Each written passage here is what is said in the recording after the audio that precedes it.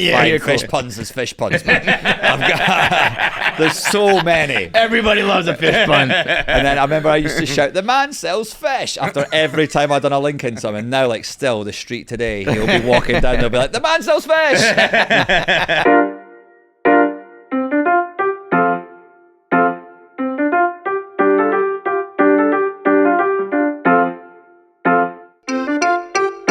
Today's episode brought to you by Jackpocket. Jackpocket. The only app you need on your phone to buy yourself your lottery tickets. Let me get my Jackpocket up. It is as simple as signing up, and right there on your Jackpocket, it has all of the different things you can play. So Powerball's up to a measly $165 million. They got the Cash 4 for life. They got the Pick 10, the Take 5, the Win 4, Numbers Eve. They got a monthly marathon. Mega Millions is at $31 million. The New York Lotto's at $14.1. A lot of money to be made, babe. Somebody got $150,000 off of one of the numbers in Powerball in Oregon the other day. So they even got a referral program, by the way. So if you get your friends to sign up for it, which I feel like everybody is just like, I'm going to sign up for this. Yeah. This is one of those things where it's like, even if you don't play every day, it's like, if you do ever want to play the lottery, ever, just get it on your phone, and Jackpocket is the number one way. And there's so many times, particularly like growing up, I remember like my parents rushing out of the house to go get a ticket. You got to get a ticket. Like, it's just sitting there, just get the ticket. The lottery is the ultimate FOMO, where it's just like, I know the odds are 1 in 300 million, but somebody always wins. Yeah. Like, and they don't. I know the odds are crazy, but I got a Jacoby MVP ticket. Who knows? It's got to be somebody, and it's never anybody who deserves it more than the other person. It's always random. So get your Jackpocket, download it, use promo code KFC, you get a free ticket. So $165 million Powerball right now. You can.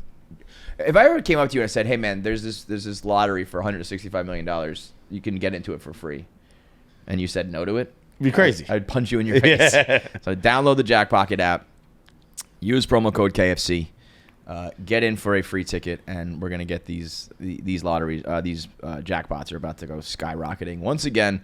So get in on these big money jackpots and do it all from your phone. Download Jackpocket, promo code KFC. Jackpocket, America's #1 lottery app and official partner of Barstool Sports. All right, it's another edition of KFC Radio on the Barstool Sports Network. Jackie's back. People thought you got fired. Everyone was like, "Oh, that bitch lasted like one episode." Well, it kind of sucks that I like this job so much and that you guys are so like nice to me, because if not, I would not have come back. Where were you? Yeah, I don't even know what happened. You went to a wedding, right? Yeah, it was a wedding in France, and then I went to Italy after. Hell yeah. Oh, sure. Sure. Just make it a little just jet set around the world, It was huh? kind of a shit show. Like, every single thing that could have gone wrong with the travel went wrong. I was in an airport like Were you 50% with of the time. your family? Family, yeah. Yeah. It was very fun. It was very fun. Where in both? Like, what cities did I go to? France. I went Cannes. Yeah, usually that's what the question is. Saint-Tropez, Nice, Palermo, Syracuse. I don't know the last one. Damn. Yeah. That's both countries? I don't even know where Palermo and Syracuse Yeah, are. that's Palermo's Sicily, in Italy. So it Syracuse was just like, is it was in- a lot of travel. It was a lot of, but it was really fun. I'm not complaining at all. I remember doing that when I went to Italy. It was like you bounce all over too, and it really is though. Like every you get like a night in one place, and then you're traveling, and a night in another, and it's cool to see other places. But it is like you're packing and unpacking. All the time. Like every single flight got canceled. They lost their baggage. Like EDA Airways can literally suck a bag of dicks. They suck so bad. They lost their luggage like 5 times. Dude, I actually like What'd you say? Yeah, EDA Airways. It's not even Italian Airways. It's EDA Airways, which is even dumber. I think that's what I flew when my Delta got canceled when I was going to Italy. And I was like, these guys run this place like the fucking military. Like, it was fucking, you were fucking going quick. I liked them. Wait. No, because then we, so then when we lost our baggage, we tried calling them. They were like, nobody picked up. It was like this AI thing, but the AI couldn't recognize. Okay, I'm going to interrupt you real quick because I'm glad you said that. Sunday, I'm in 2 NFL fun Sundays in a row. I watch TV most of the day. The commercial I see the most is the Google AI commercial. Yeah. I have no doubt that AI is going to do extraordinary things in fields that I am not really familiar with. Right. How they market it to a consumer is the most worthless thing. What is in this? the entire. I don't even know. If It's a commercial where they show how AI helps 3 things. It's a woman on a plane, and it's like Google AI, and she's like, "Can you put these restaurants on a map?" And that's it. And then they put them on a map, and like, yeah, I open my maps and I just type in restaurants, and I have that. And then the other one is, make this picture a flower background, and it's almost like when like green screens first came out on things, and people are like, "This is cool. Look at me, I'm in space." Yeah. Only like they're in a flower field. Yeah. And then the third one is like someone taking a picture of a bunch of ingredients, and they go, "Make a recipe with these ingredients." Those are 3 things no one in the history of the world has ever needed. like in the history of the world, no one has ever needed any of those things. Like, let me just take all the shit out of the cabinet. I was gonna say, if I could just take a picture of everything in my kitchen and make a recipe, that would really be great. Like, I got so mad watching it, particularly yesterday. I was like, it's like the 10th time it came on during the Pats game. I was like, no one needs any of this stuff. No one needs any of this. I asked, like, so one of our flights got canceled, and I was like trying to figure out another way to get to one of the cities without like a direct flight. So I just type in like, how do I get to this city other than a direct flight? And like, that should be a simple thing the AI can do. Mm-hmm. There should be like plenty of information, and they were like, we don't know. I would just take a direct flight. I was like, what do you mean? Hey, you guys wanted a smart AI thing? You got it. Get a direct flight, bitch. Figure it out. Anyways, Yeah, I I'm mean, off it. so you're not flying No, ETA it Airways. sucks. Yo, I think it's over for airlines. Yeah. It's over for airlines. I feel like airlines have had a rough go. Cancellations and all these. I hear nothing but bad travel problems over the last like 2 years. But I as someone who travels a good amount, I got nothing but great things to say. I occasionally get delayed, sure. I was gonna say I don't really That's feel how it. I was before. And then this- I remember like over last summer maybe or whatever. There was that like month-long run where like every. But you want to know a fun fact about that? That year was the least amount of cancellations in the history of aviation. We just complain more, and we have more access to complain. I really think so. Yeah. Yeah. It's just like every plane. That every plane summer that where gets there was, canceled, like- you're on your fucking phone saying my shit got canceled. Because I was like everybody in my life that traveled got canceled. Yeah. And I was zipping around no problem. I think we just have platforms to complain more. Obviously, there have been more flight. I think it was like a per capita thing, like lowest percentage of flights canceled. Yeah. But I remember that summer, like 4 months later, it was like the lowest amount of flight You know what I cancellations think in the about history that, of though? airplanes. It's like I hear that, but also it's like, well, yeah. I mean, they were hiding incompetence all this fucking time. Yeah. You know what I mean? When it's like murders aren't up, it's just like people are complaining. It's like, yeah, I'm complaining about the murdering. I think we should complain about the murdering. Let's make sure we fix the murdering in Chicago. I think more people should be talking about it. Because if you're in like a small town somewhere and no one's talking, you just get murdered and it's over. As it should be. Yeah. You get murdered, you get forgotten about. The world moves on. I was doing sports all weekend, right? I was saying last episode about agonizing over what to do with Keegan, and so we ended up going with like the travel team, but not the 9-year-olds, right? Yeah. And I mean, these kids are fucking good, bro. These kids are all 7 and 8, and they are fucking nasty. I was like, I can't even imagine if I did the 9-year-old team. So we had our first game. Me and Keegan are in so over our heads. Me as a dad, him as a kid, we're like, we just leveled up like 100,000 times, right? And Keegan gets up there and hits a ball down the line that was inches away from being a 2-run double in his first game ever. And it goes foul. And in the moment, I swear to God, if someone said like, "Give me $10,000 and we can rewind time," and that ball goes fair, I probably would have even got higher. I probably would have given all the money I ever made at Barstool in that moment to just have the ball go fair and have him have this big moment. And so I'm like, no, it's like haunting. Like, it's just like eating me. And then the rest of the game, it was tough for him. He's adjusting and all that shit. And I'm sitting there and I'm just like, I can't stop thinking about it. And I was like, Keegan's whole life would have been different if that ball goes fair. In my head, I'm just thinking like these kids would love him, and he would have confidence, and in my head, I'm playing this out. That ball goes fair. Keegan is president in like 35 years. I'm just like, this would have changed the butterfly effect. His whole life would have been different. And I keep talking, and I'm saying this to everybody, and then this guy that I've been talking to about like youth sports, he goes, "No, motherfucker, your life would have been different." It's like Keegan went home and watched his iPad and like is probably not even thinking about this game anymore. And you're sitting here still talking about it and thinking about it like he's 7. Your life would have changed, and it was one of the most like smack me in the face pieces of advice I've ever gotten in my life. I was like, oh my God. It's like this is how, I kind of get how people become crazy parents now. Because I was always like, I'm never going to be that guy. And like, I would never be like the people like yelling and screaming, but I was like so deeply involved in it and like so concerned about it and worried about him and wanting it for him. And it's like, you went home and just watched YouTubers again. Yeah. You know what I mean? But in my mind, that ball, I'm sitting there and doing the Pacino game of inches speech in my head.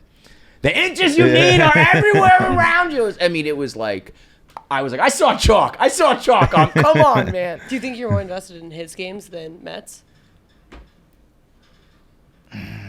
Yeah.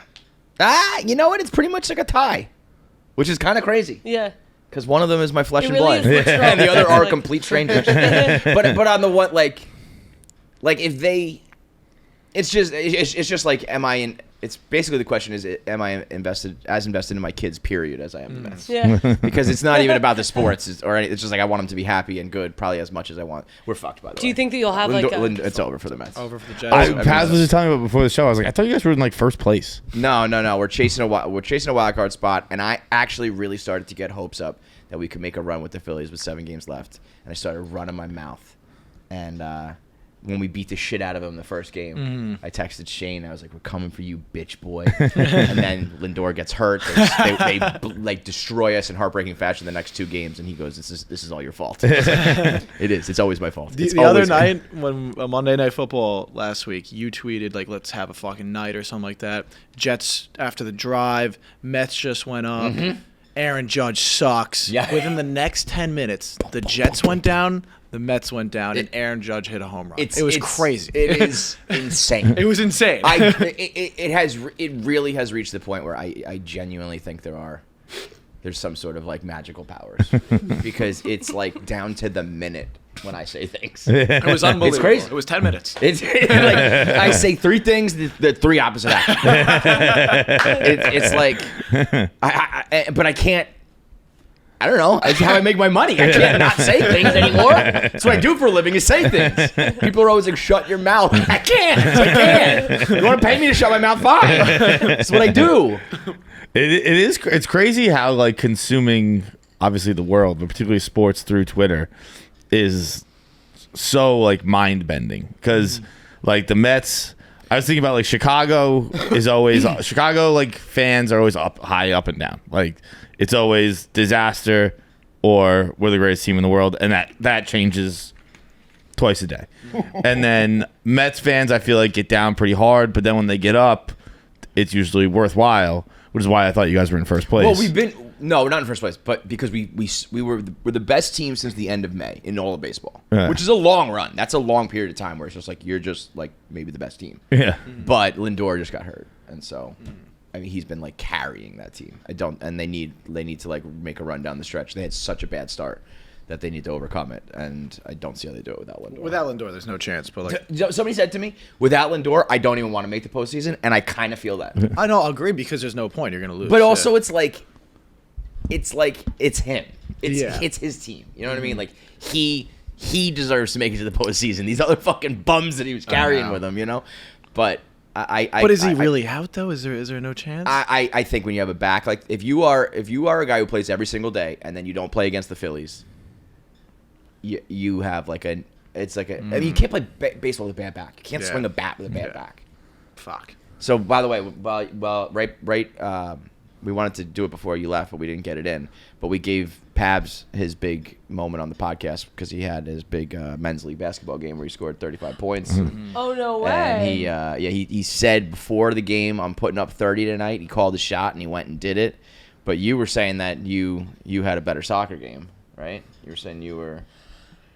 Well, no, I scored 2 goals throughout the season. So, like, I wouldn't really call A that. little different. You were, the way you were talking, I thought it was like 2 goals in a game. Okay, well, I'm also more of like a sister. I didn't have any assists, actually. Oh, I didn't know what you were talking. I thought you. I said assist. No, I knew what she was saying. Yeah, no, she's an assister but doesn't get assists. Okay, so you're kind of like the sister to the assister. Like you set up the setup. Well, You're a vibes guy. You're a I'm a vibes vibes guy. I'm a vibes guy. But the point was, like, nobody asked. Like, I told you guys about my soccer league. Like, everyone is like wants to know about Pavs, like putting up 30, whatever. nobody asked about my soccer league the entire time. Well, you're more like a sister. Like sports are kind of like the second thing you do. Yeah, you're an assister. It's not really like you're. Nobody asked the assister about stuff. It's like nobody comes in and says, "How many assists did you get last night?" But like, they want to know how many you scored. But like, you don't know that. Well, like, you guys didn't even know that I was an assister until right now. Yeah. Well, I mean, Paz came in here thumping his chest, being like, "I put up 35 last night. Maybe you got to come in and assert yourself." Yeah. Okay. Well, I didn't even know you were in a league. Did you know she was playing? You had mentioned no, it. like I mentioned it I only like hear 3 about it times. when you were 12. I mentioned it like 3 times. Sorry, I don't want to be like, I don't want to have to have you. I want you guys to ask me. Oh, so now we're dating. yeah. Now we're all dating Jackie. I want you to be interested in the things I do. I want you to ask me about them. I don't want to have to tell you about them. Fuck. Like, This is what happens when you let girls in. Barstool, we let girls in and ruined the whole thing, and then we did it again with KFC Radio. God damn it. I want you to ask about my soccer game on the show. Did you get any assists, bitch? Anyways, was it a real league though? Were you like playing for real? Like people cared? It was like a no. It was not real. But I mean, it's probably just as real as Pavs is. Sorry, no offense. But like, I'm sure it is. Yeah, I mean, all these would things guess. are ridiculously like you're holding on to youth. Yeah. You know. Yeah. So Okay. it probably is just Wow, as ouch. silly. that was an unnecessary jab. I mean, both of you will get to a point. You'll both get injured doing this at some point, like 10 years down the road, and then you'll be like, "This wasn't worth it." But for right now, you're young and you can do it. Billy Football asked me to be in. Oh, I was gonna say. I think I told you guys it's a flag football league. I don't know if that's gonna happen, but if so, like I'm very excited about that. Yeah. And that I You can said see you would myself fuck shit doing up well. in that. Yeah. Yeah, that I I can can see see that. myself doing well in I that. could see you being good if it flag football. Thank you. For some reason, offensive. Yeah, a hand size thing. Yeah, Oh, that's what I was going for. Yeah. I'll give Catch that. everything. She's got the biggest hit. Who Jackie has not fumbled. Jack's gonna make it like was that kid in the Bengals yesterday made that pick. The new Odell Beckham is going to be Jackie, just like this. Isn't it DeAndre Hopkins that has like the biggest hands in the NFL? Jackie. Yeah. Checks. Like I will say, like They're they're pretty big. There have been times where I've been like, we should do hand to hand to make fun of Jackie, how big Jackie's hands are, but I won't do it because I know they're gonna trounce mine, and the joke will come back on me. So I don't do it. I'll do it like children. And I'll be like, damn, that's the same size as me. Yeah, Fuck. like you would. I'm like, I got hand envy over Jackie. Those things are huge. I also They're also was gonna orange be as a fuck. martyr and like only dress in meat sweatshirts, but then I bought this darling little top, The podcast is so ruined. and then I couldn't. Back behind the desk. This bitch a darling. It's a darling little top. Is this a? Are you going out after? No. This is just I also didn't even make the dinner. The dinner was at 7:15. I didn't finish the edit until 7:45, so I had to like skip. So it was literally all for nothing. So we ruined your day and then we ruined your night. yeah. We made fun of you all day and then The you couldn't night even do that your was plan. my fault. Like I fucked up the edit and I had to stay longer. That's on me. AI will fix your editing. That's something AI will do one day. Yeah. It was like a big human error. It would have been hard for AI.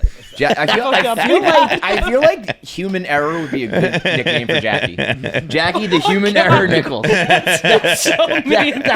I feel like that's a great one. The human error. That's I did you. a big fuck up the other day. What Yeah, was it? I'm sure. I'd like forgot to what it tip was. my cap to you, by the way, after doing the last couple edits. Really? Time consuming. Takes a lot of. You have to pay attention a lot. You have to have your shit in order. Thank you. And you do it twice a week. Paz did that many times Really? last week. He I was was like, like, It's not an easy job. I was like, you guys got to give more credit to Jack. This stinks.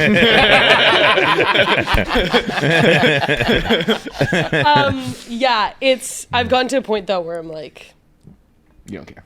I don't care. Yeah. I like That's it. every job. I like it. No, like I like. Oh, the you stuff. like it. Like I'm saying, like you guys are good to me. It's like you guys make up for something happened. Somebody else had like told you a terrible story about their life or something like that, right? No, You don't no, just no. really. You just came to realize you like this. Yeah. No, I've always liked this. There was a period where I definitely was like a little like when I was fucking up the edit, I was not liking it as much. And now like you guys are really nice to me. And it makes Hey, here's like, to us. yeah, and it like has just made me enjoy the job. Wow. Well, that's great to hear. Don't let it go to your At least there's one happy person. Glad to hear. I was saying the other day to Feits, and I was like, I get so incredibly grateful for this job on Sunday nights. Yeah, same. Because Well- I could not have been more hungover yesterday the entire day. Couldn't get out of bed. But all we have to do today, record a podcast. Yeah, yeah. That makes it a lot easier. Yo, like, have either of you really ever had Sunday Scaries? Never once. Yeah, that's like, if I had to pinpoint like one thing about the job, because we always talk about there is bad, everything has its ups and downs and good pros and cons, but when you don't dread like going to work on Monday in a real job, knowing that you have 5 fucking days in a row is a mental disaster. It is a fucking nightmare, and I only did it for a couple years, and I really tip my cap to people who do it because I don't even consider myself like. I was like, I cannot do this, and I kind of like got lucky and stumbled into this job, but I also was like very, very aware that I was like, I cannot do this for like 40 years. I don't know how people do this. Like, I'm really not going to make it.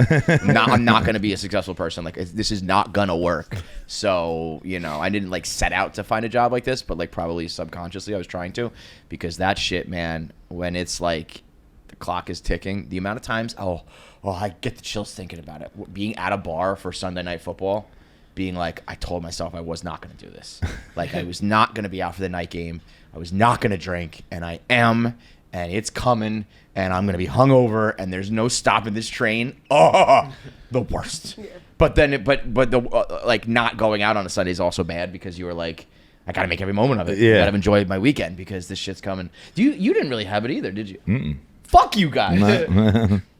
Fuck all you guys. Before out of order sketches, though, I would never go out before. Like, if we have to film all day the next day, I would have to. Yeah. Doing this is a little bit different. Yeah. This is a little more.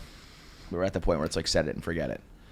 I like sometimes like when I'm stressing to get here at 10, and then I'm like, okay, but also like, what's gonna happen if I don't get in at 10?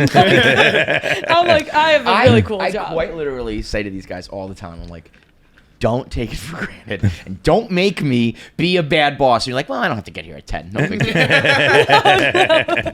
No, but I'm saying like that makes me grateful for. At least you're grateful for the job. At least you're grateful for how soft we are. No, but if you guys are like here at 10, then like I will. No, That's but true. I'm saying like on days that you guys like were recording at like 11 or whatever. Yeah. Then I'm like, okay, if I don't get in at 10. Yeah, you just be here on the time we record. Yeah. Yeah. Wait, but Yeah, no. for the most part, I am. There's like every now and then. I'm being on. Yeah, you Okay, are. okay. Yeah. I'm not a big guy. Like one of the things that sucks the most about the real life jobs is the FaceTime aspect of it, where you just have to be there to be there. Yeah. Yeah, you don't ever have to be here at 10. You have to be here at the time we record, and Yeah, you always are. That's what I'm saying. Yeah. But like if you guys were to say like be here at 10, I'd be here. I am scared. If we were to say be here at 10, you'd be here at like 10:15. Okay, 10's like really early. We can't be doing 10. We can't be doing 10. But I used to be catching like the 6:54 train. yeah, that's great. So that really sucks. 6:54 to like get into the city to get all the way downtown, like, and that was just totally, No, I would kill myself. But that was my issue. I would love. We got to do like a undercover boss or whatever those things are, like a life swap thing. I would love to just put you guys in the corporate world for like a week. But that stuff, because it's something that was told to me a million times, from Dave and from fans and from all that stuff, and it was like, Yeah, I went into the profession that suits my personality. You were If smart. I was a You were 9 to smart. 5 guy, I'd have a fucking 9 to 5. But I'm not a 9 to 5 guy, so I didn't go get one. Yeah. But I think you are, the vast minority in that, where it's like, there's not many of these jobs. You know what I mean? Yeah. They're very limited. So when you get one, hats off that you were talented enough. You were. But like, you were, in this world, in the Barstool world specifically, and I think it's because Dave was, obviously everything's top down.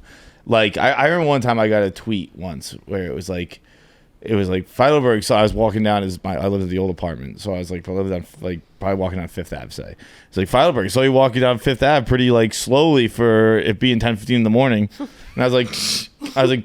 Yeah, I didn't have any. My job starts later. Like, can you imagine saying that to like fucking Rafael Devers? Yeah. Whoa, saw you at 3 p.m. like hanging out. Like, yeah, my job didn't Starts at fucking 7 o'clock. start yet, dude. Yeah, it's like I work the late shift. Man. Tell it to somebody who starts at 4 Just p.m. because your work started at 8 didn't mean my work started at 8 this morning. Also, I mean, like walking down the street slowly is like, what are you fucking talking about? Also, That what was he tweet doing is- on the street at 10:15? I always whenever that happens, it's like when you're like, what are you doing at a bar? Like, don't you guys have a job? It's like, you're fucking here too. So shut up. I also think though, it's not like I could probably drop you guys into a corporate job for a week and you would do it and be like, this sucks, just kind of like editing the podcast. It's more when you think to yourself like, this never stops. That's the really scary part. So like if you knew you were just doing it for a week, you'd be like, I don't know, whatever. Yeah. It's not like the actual work is like hard. It's boring and tedious most of the time, and you deal with like a lot of annoying people, and it sucks. But it's not like it's like, you're going to war or something. But when it's like, oh, there's no graduation, there's no promise of a promotion, there's this work itself really doesn't change, like, and I just do this until basically you're dead. That's the part that was like every Sunday night was like, so we just do this forever. And that was when it was still like young and like I can't even imagine doing it now. Really can't, because I find life stressful enough as it is, and it's doing this shit for fun. When you're like, you have 2 kids and you got all that shit going on, and like you're getting old, your body sucks, and you still have those shitty jobs. I guess at that point you're making, maybe you're a manager now and you kind of like mail it in. I think that's what happens is you get shit on as like a younger person, and then when it's your time to like skate by and shit on younger people, you're like, well, I paid my dues, so I'm doing it. Yeah. You know what I mean? The cycle just never stops, because it's like, I don't want to keep going to work. I want to take vacation, or I want to go in early or late or whatever. So I don't know. Gametime is the official ticketing partner of Barstool Sports. We've been with Gametime for a while now, but they got a new feature that is changing the game. It's Gametime Picks, where they it takes all of the brain power, all of the thinking, all of the stress and worry out of buying these tickets, and it does it all for you. Where you open up the app, you go to the event you want, and it feeds you the exact type of tickets you need and want to buy. So you don't have to search through every single one that's available. You don't have to peruse through tickets that are way out of your price range or shit that's really priced unfairly. They find the good deals. They find the good seats, the ones that you can afford, and the ones that you are most likely to buy, and they feed them to you, so you don't have to do any thinking at all. You don't have to worry about the highs and the lows and the outlier picks. These are the ones that are priced fairly, priced the best, and getting you the best value for your money, and it does all of the work for you. So you download the Gametime app, whether you're doing sporting events, comedy, Broadway, your favorite band, go see Jane's Addiction. Going to see Can't Broadway Need this More. weekend. What are you going to see? Oh, Mary. Oh, yeah? What's that one? It's about how Abe Lincoln's gay. Super gay. See, but which I didn't know. We'll get back to the Gametime read in a second. Like how I'd heard the rumors. I thought it was like a fun little rumor. So did I. You were the one that kind of put it on my radar. Like, and now it's like, oh, no. This is the hot thing in the streets right now. I believe the quote is, aside from his wife and children, there is no evidence in his life that he was heterosexual. Ain't that the best though? It's like you did the straightest thing in the world, have a wife and kids. There's 2 separate periods of his life, extended periods, like 4 or 5 years, where he just lived with another man. And then when he died, I believe it was his stepmother, which I feel like I remember that, but it doesn't sound like it lines up. Like having a stepmother in that time period seems weird. But there was either mother or stepmother said he wasn't very fond of women. He was never. That was like how you eulogize me. Like, Pretty gay, right, guys? But yeah, it was supposed to be great, so I'm very excited to see that. Whatever it is you're seeing live, Gametime has the tickets. What? Never. I was gonna go a little too heavy Broadway. I was gonna start listing all the good plays coming up. RDJ's on Broadway right now. Denzel and Gyllenhaal are doing one next spring. Clooney's next spring. Wow. It's a big time for Broadway right now. All right, so go get your Broadway tickets with Gametime. They get the best price available, and they got the Gametime picks right now with all the great deals. So they have deals based on your whatever you're picking, based on your region, where you are, when you're buying. All right now, all available on Gametime. So download the Gametime app today, the official ticketing partner of Barstool Sports. You guys have me viewed on Instagram, so you wouldn't have seen, but I crushed it with the Europe content. Did I you? wanted these bitches to be sick watching my content, seeing that I was in Europe, and they were. I mean, I didn't So talk. do that in I was Tahoe. just no, but I wasn't doing talk. I was just I was doing the cool oh, is she in Europe? How did she get to Europe? I was just posting in Europe. You were I being had no mysterious. captions, You're no doing cool nothing. shit mysteriously. It was mysterious. You didn't see him. You were looking this way. Pavs was drinking. He was going. I was gonna text you. Because I told him before, I said, I want these bitches to be sick. Look at this guy. I want them to be literally being oh my god, I want to be in Europe. Now, who are these bitches? I don't know. It's just whenever It's I'm the royal these bitches. It's Like just, the royal- but do you have a couple people in mind? Yeah, No, you do. no, Yeah, come I on. Come on, you actually- got at least one person in mind that you're I want you to see that I'm in Europe. I actually thought about this. I was who really is this for? I think I can honestly say no, that's not for anybody specific. I think I would admit that. I've tried to deep search self-consciously why really am I doing this? But I think it's because I always see all these people in Europe, and I'm the bitches that are sick. You know, It's me. I'm the sick I'm in the bitch. hospital. I've said this before too. We've had this conversation on the podcast where I see people doing shit on Instagram, Yeah. and I'm watching life pass me by. Oh fuck! But then John always talks about the ledge being those people are fake, and they're just putting up one picture on their fake fucking vacation, and then they go back to their regular life. But it does feel that way, right? It's Yeah. why am I not traveling and doing these things, or why don't I live there? And yeah. I feel there's an entire sect of humans that are just I'm going to do whatever I want, however I want, wherever I want, Yeah. and I'm just I've got my kids and my job, and I'm normal, Yeah. And That's it's why I feel why am I not that person? Posting takes control of you're And now it's sickening. It's Yeah. sickening. Anyways. I wish I was John. John lives the best life out of anybody Yeah, in the you world. Why? Because you just you have such a good approach to life. Where you're just things don't bother you. You're happy about what you're happy about. You're good. I would edit some of I don't know, the sleeping in weird bed sheets. And, I would make some edits. there's a couple things. things. Yeah, Maybe no, upgrade, now they change a little bit. There's room for improvement. No, you know what? Physically, there's room for improvement. Your engagement with the outside world, there's room for improvement. But up here, despite what you think, I think you're good. I think I'm better than I used to be, which Yeah. I think is pretty good. Yeah. My that's all mom- you can ask. I don't know how you take this, but for some reason my mom uses you as an example for how humans can change. But you catch a lot of strays. Cause she'd be look at John, he was depressed. He didn't look good. Sorry, really. I can't believe. No. Is that mean? But I'm saying No, it's not. no. I don't take it as mean. It's not mean. She's right so far. I think because obviously you talked about your depression a lot. Yeah. And now you seem happier. I'm happy. Yeah. Yeah. So- No, you've done a great job. But I don't think that, and she pretty. I think the long beard. She's really anybody with facial hair. She's whatever. So I think that she's coming from a mother's perspective. But the point is that now she's he is great. Do me a favor, get shaggy again while you're happy. I'm gonna do this winter. Because people, I never looked at that being oh my god, John, you need to get your act together. I was he's got a crazy beard and big hair. I remember there was one time I was on Mother Knows Best, which is Alex Bennett's mom's podcast, and she was she was asking me about stuff or whatever, and I think I had the I honestly don't remember. It might have been hair or whatever. Or she was asking me about like hats I wear or whatever. And I was like, my rule with hats tends to be if I wear a hat one day, I'm having a bad day. If I have a hat 2 days in a row, week's not so good. If I wear a hat 4 days in a row, call my mom because it's bad.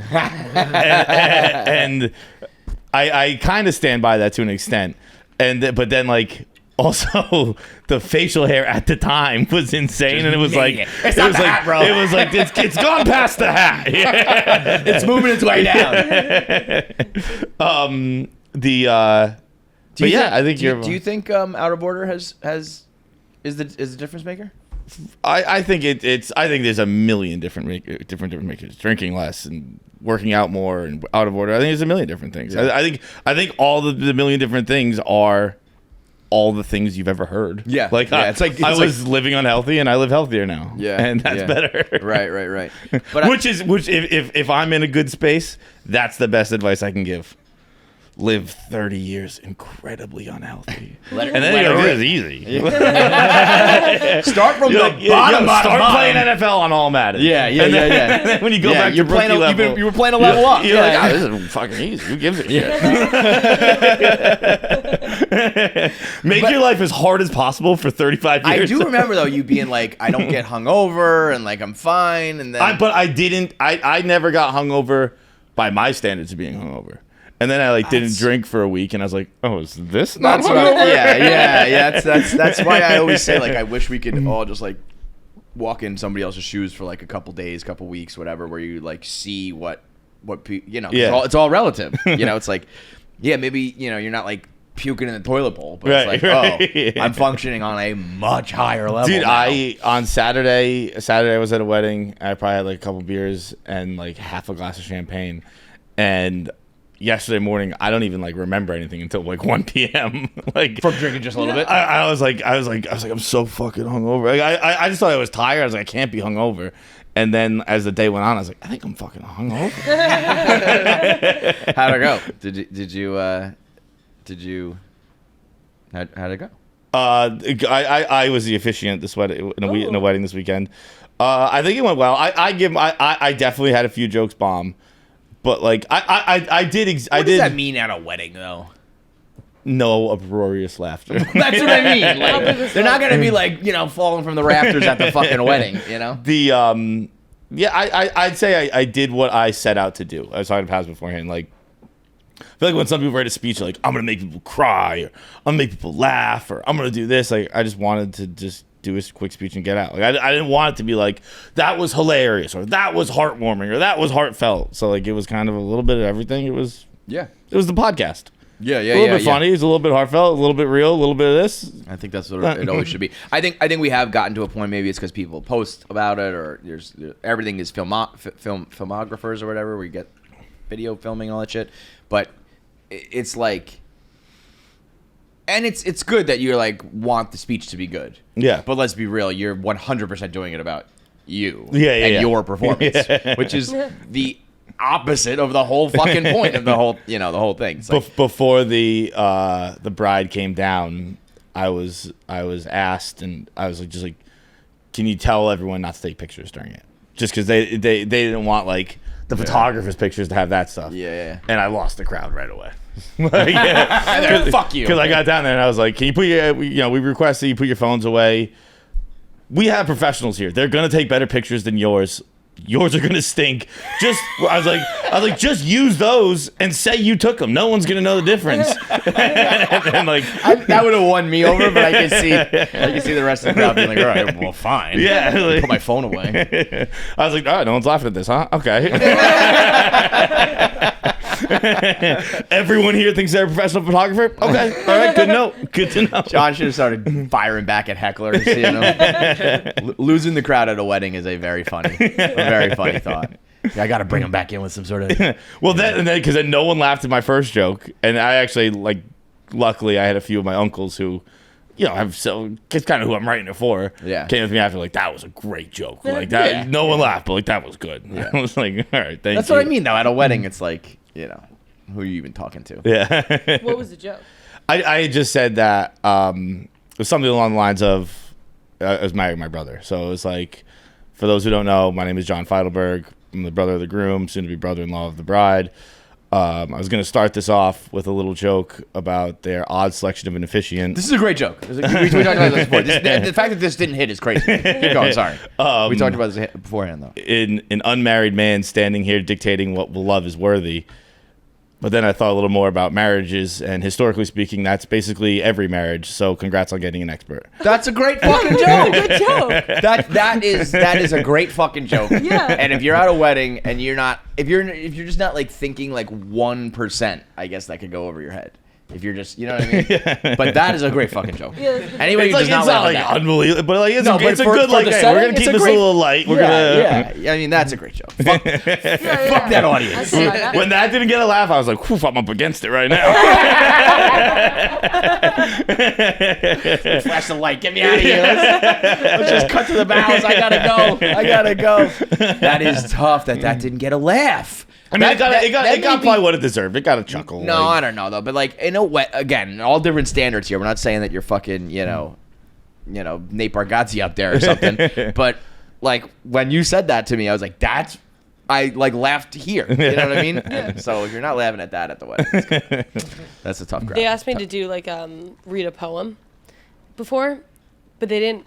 So then they were like, "We'll give you the poem beforehand." But like, I would hope. sound no. So I sound like really illiterate when I read. Like it's like a self-conscious thing of mine. So it's like if I can't read beforehand, I like get so anxious. And then they didn't send it.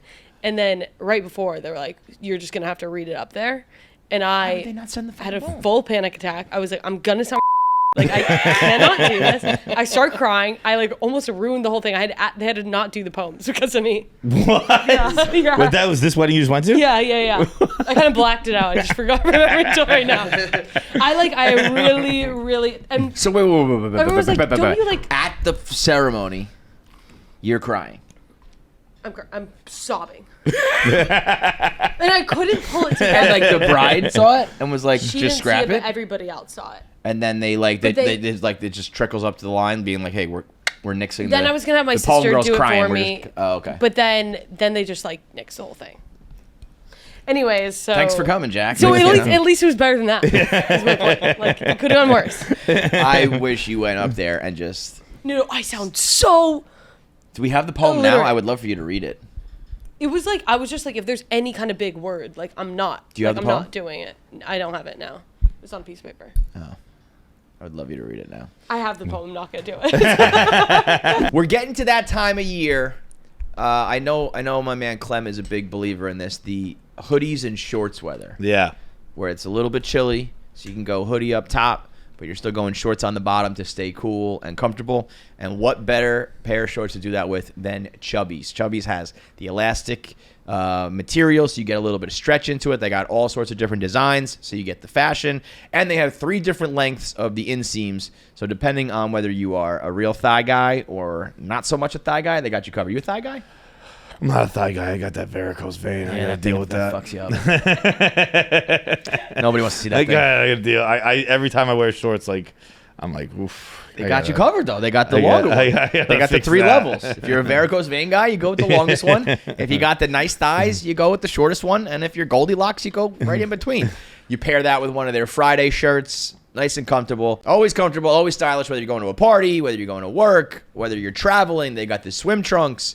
Whether it's warm weather, chilly weather, or anything in between, Chubbies has you covered with the 3 different shorts now. So go to chubbiesshorts.com. Use promo code KFC and get 20% off your Chubbies order. Get yourself some button-ups, some short sleeves, some long sleeves, the polo, everything you need to be set for the fall. And anywhere you travel this year, go to chubbiesshorts.com. Promo code KFC for 20% off. It was also one of those where I just like couldn't get together. Like I just like could, when like you start crying. I guess you guys probably don't. Have you ever like started crying and like you can't stop? Yes. Yeah. Yes. But it's only when I look at it's, myself. It's usually my mental breakdowns. It's not like at a wedding. Yeah. It's when you look at yourself. Yeah. When you look at yourself crying, that ramps it up. That's what, that meme when it's like crowd noise 1,000 or whatever. Like it's, I think it's a college football thing. If you like, one of my most vivid memories of me crying was like my grandfather was sick when I was younger, and I could drive, and I was driving to high school, and I forget what song I was listening to, but I was like crying. I went to high school. Turned you into a puddle. And then like looked in the rearview mirror and I was Yeah. like, oh god. See, I usually laugh when I see myself. I'm like, "This. Look at Yeah, yourself. yeah. This is ridiculous." I think it's one of the weirdest things that we do. Crying is fucking crazy. Is there anything else like that in the world? Do other animals have any? Like they will like make noises, like cry, like screaming, you know, like growling, whatever. If they're like, but do they like get sad? I think that laughing is a weirder concept. Like Yeah, that's very strange. especially being tickled. Like that makes more sense to me than laughing about things. No, like but your like body just reacts to like something, but laughing is a funny thing to do. but your body doesn't react to So like even now that I'm just listening to it's like him doing that sound is like a signal of approval. Yeah, And, yeah, like, it's those just- people it's at the wedding, acknowledgement the people of, at the like- wedding didn't go ha ha ha ha ha, and that made John feel bad. That's crazy. yeah. That's crazy to It's think very about. weird, yeah. And it's like there's different types of laughs. It's gonna be Yeah. big one, small one, real ones, fake ones. It's Yeah, like, animals don't have that. I don't think so. That's crazy. What, her? Yeah, you gotta hold the Sorry, mic up. sorry. The worst. Should we get into voicemails? What do we got? Is there any viral shit to talk about? I had a few things written down. I briefly discussed this last time. I didn't discuss it. I mentioned it. I'm on just a massive Chumbawamba kick. Like How many songs did Chumbawamba have? That hundreds. Really? Yeah. Well, I mean, I don't have them, but like more than Tub Thumping. Dude, I feel like we kind guys of even talked know about them. Chumbawamba? No. Do you know the song "I Get Knocked Down, Oh, But I Get yeah, Up yeah, Again"? yeah. Yeah, that's that. Yeah. Okay. So that was they were a one-hit wonder in like the mid The 90s. most like that would be like my pick for one hit Yeah. wonder. Like the fact that- that you're listening to them is insane. And I feel like we've maybe discussed them a little bit on this podcast before. Your reaction is starting to make me think we haven't. But they're the most rock star band of all time. Chumbawamba is. And like, so first of all, the music's good. They're a narco punk band, which is they're anarchists. And they're anarchists. And it was actually Owen sent me a song recently a song by them called Nazi. And it's like they're British, which I think I didn't know. They're a British band, and they're from like the mid '80s. They probably They're very started. British. No, I thought I drinks a whiskey, drink some vodka, drink. That always felt British to me. But anyway, keep going. and the song is basically about how That song does go so hard. now that I Yeah, think about it's it. a great Yeah, song. It was yeah. a smash. Yeah. and this song it's kind of like pub music style. Like it sounds like something that would just be played in the corner of a pub. Yeah. And it's about how basically, after World War II, we thought we killed all the white supremacists, but really when we lost the term Nazi is when white supremacists really rose because you couldn't put them in a box anymore. And so it's like they're in the boardrooms, Some heavy shit. burning down the houses, but it's all to this like they said that after the war was done, and it's like that kind of stuff. So like it's a catchy tune. And then I was like, this is a good song. And so I started like reading up on Chumbawamba. And like again, they are just everything about them. You're like, that's fucking rock and roll right there, dude. Yeah. Where they had so they were banned in the 80s, they didn't get big until mid 90s. And they were banned until 2012.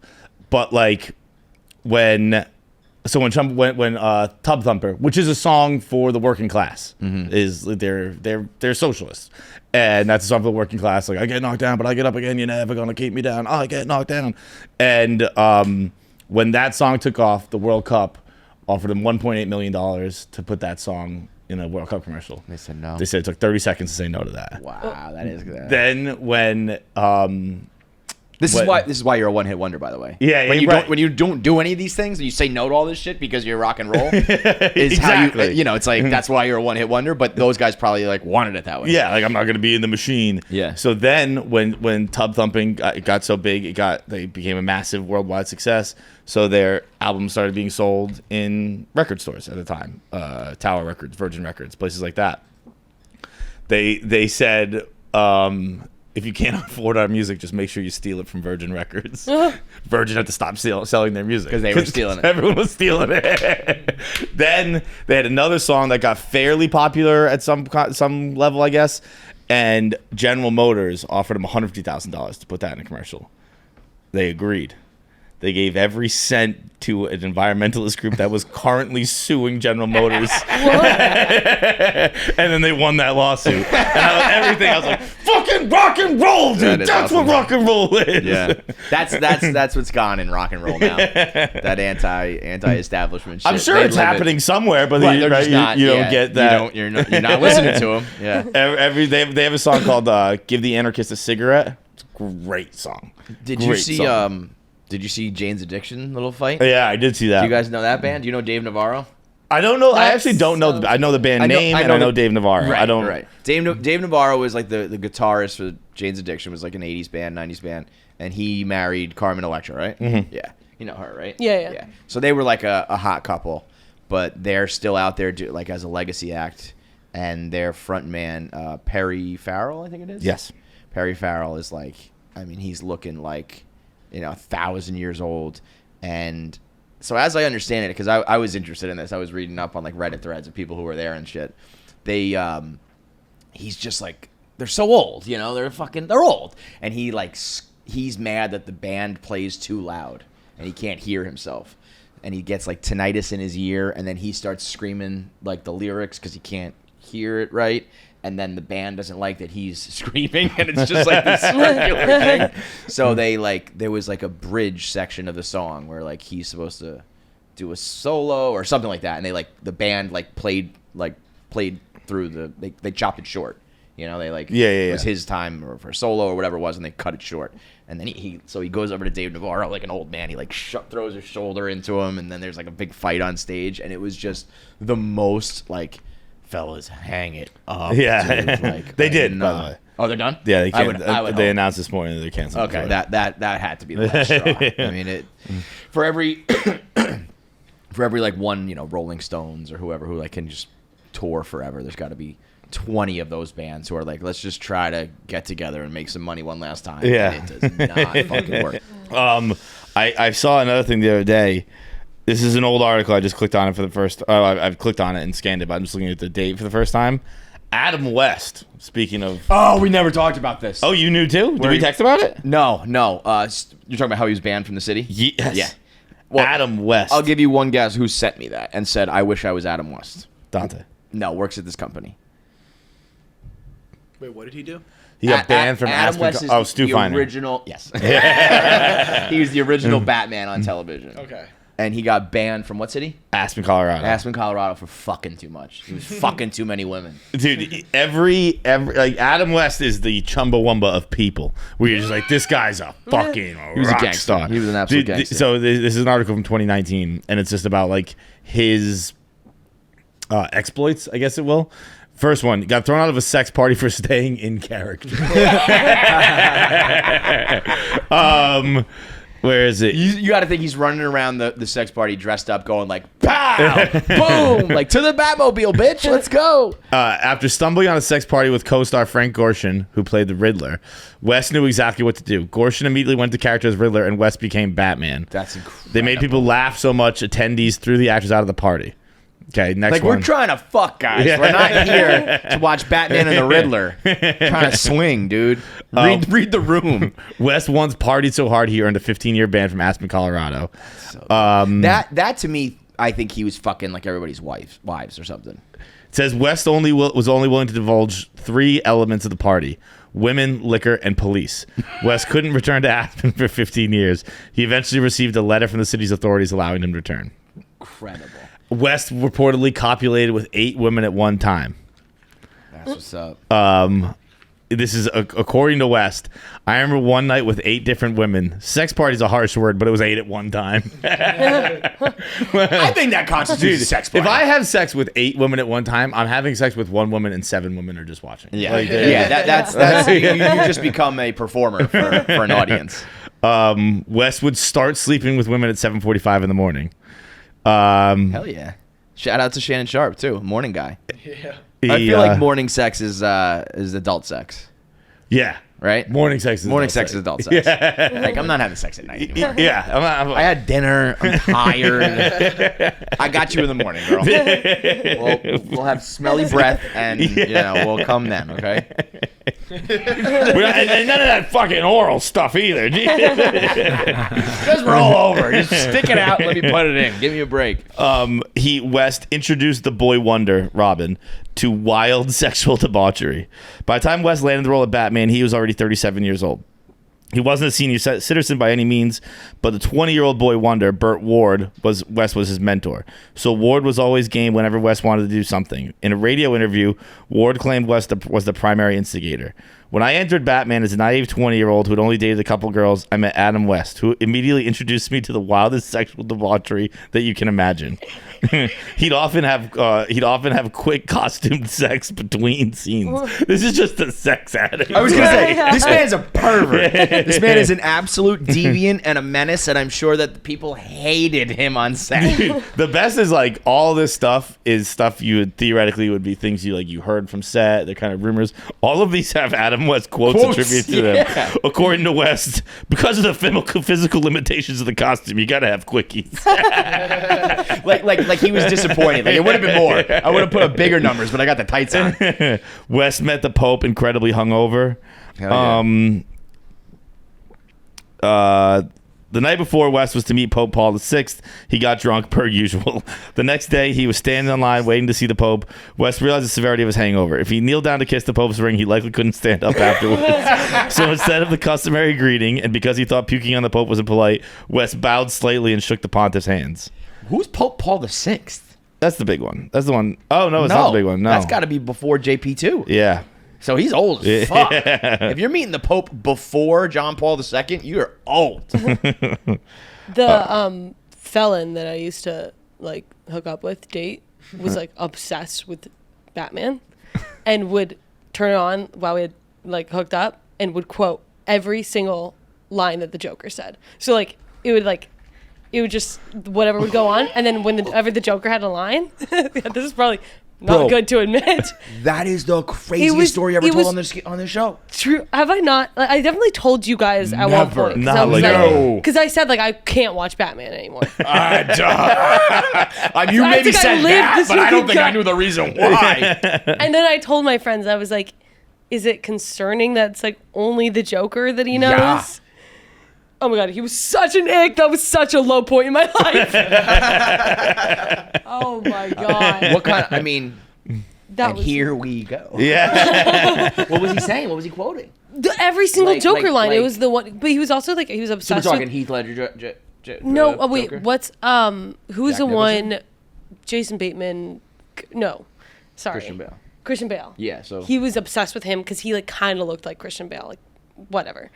Obviously people had told him that, but he was not Christian Clearly Bale. he looks like Christian Bale because he's a felon and does weird shit like this, and girls are still fucking him. Okay, so he looks like Christian Bale. Yeah, no, that was just a low point. He didn't look like Christian Bale. Well, whatever. Okay. But he just would turn it on, it was night 3 of us. That is hooking, whack, right? I'm not alone. You're not alone. That is super Yeah. red flag. The fact that you plowed through that red flag literally means you are wild. You got some shit to check. You got some shit to work out. What would your response be? Yeah. What? The fact What would you your responses be? Did you acknowledge it? I was kind of no, I didn't acknowledge it. I was just I'm so go with the flow. That I was at that point I was a Batman Joker kink. That's like the match my freak, but then once you do, I'm like, oh God. Is no one gonna call me on my bullshit right now? This is insane. That's a man who just wants to be called out on his. He's just pushing the envelope and he just wants to be told stop it. You never once were so what's up with that Joker thing? But that I was you are weirdly obsessed with Batman, and he didn't really. I don't know. I don't really know what was up with me. So obviously, this guy threw down. If you just keep doing this, yeah. You can get away with anything. Yeah, it wasn't bad. If you deliver, but that is. It would be weird for any movie but like specifically Batman, and then specifically the Joker. No, then my is fucking final straw wacky. was, oh my god, he gave me such the ick. Sorry, he was so okay. Then when what was it? The Last of Us. You know how like the zombies would like screech. Yeah. No, but they would do that like clicking noise. They would do right? the clicking Yeah. noise. He like was on a bunch of drugs and like was like he was like peering around corners in my apartment, like doing the clicking thing and like screeching. And I was literally like, I literally like had like, I mean, whatever. Like I did When not was- hook up when with was him. this? This was like Because Last of Us was before- only a couple years ago. Yeah, this was only a couple of years ago. While you were working here, this was all happening? Yeah. And yeah, I 'cause this literally was- the next morning like ghosted. Like I was like, I have a workout class. Like I couldn't even like in the morning, I couldn't even like look at him. I faked that I had a workout class. I just left him in my apartment again. I keep doing that. I left him in my apartment and I was just like, I can't. This guy was creeping around your apartment going like... Yeah, dude. Like, oh was my he god, I doing, was like like, such the- like, PTSD. He was was he, like, literally doing pretending, that. like, Yeah, and like because he had like a drug problem and like he definitely. But then I'd say so. I hope. Yeah, I'm sitting here. I'm like, I don't know, this guy sounds all right. Sounds like a good time. Like, I don't know if I want to like, fuck him, like, but... look, there's a way to do it where it's funny. Like, no, it wasn't. He wasn't like that. It wasn't in a funny way. it was. Like, not It in was funny just in way. a creepy way. It was just like in a like weird way. Like oh my god, like it just was such a. But you know what I was reminiscing on the other day that like I realized I'm so fucked up.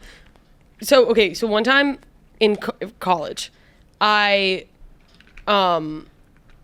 like in my dorm, you could hear everything. I was like on the 4th floor, so all the sound from the below like picked up, and so you could hear like the conversations people had outside. So one time I stayed in, I'm like doing an essay, and I hear this boy talking, and he's like, dude, like, I'm seeing this girl, she's beautiful, she's funny, she's like, she's got it all going on, she's so nice, all this. And I was like, oh my god, who is this gem of a boy who's talking about this girl? Like, he was saying the nicest stuff.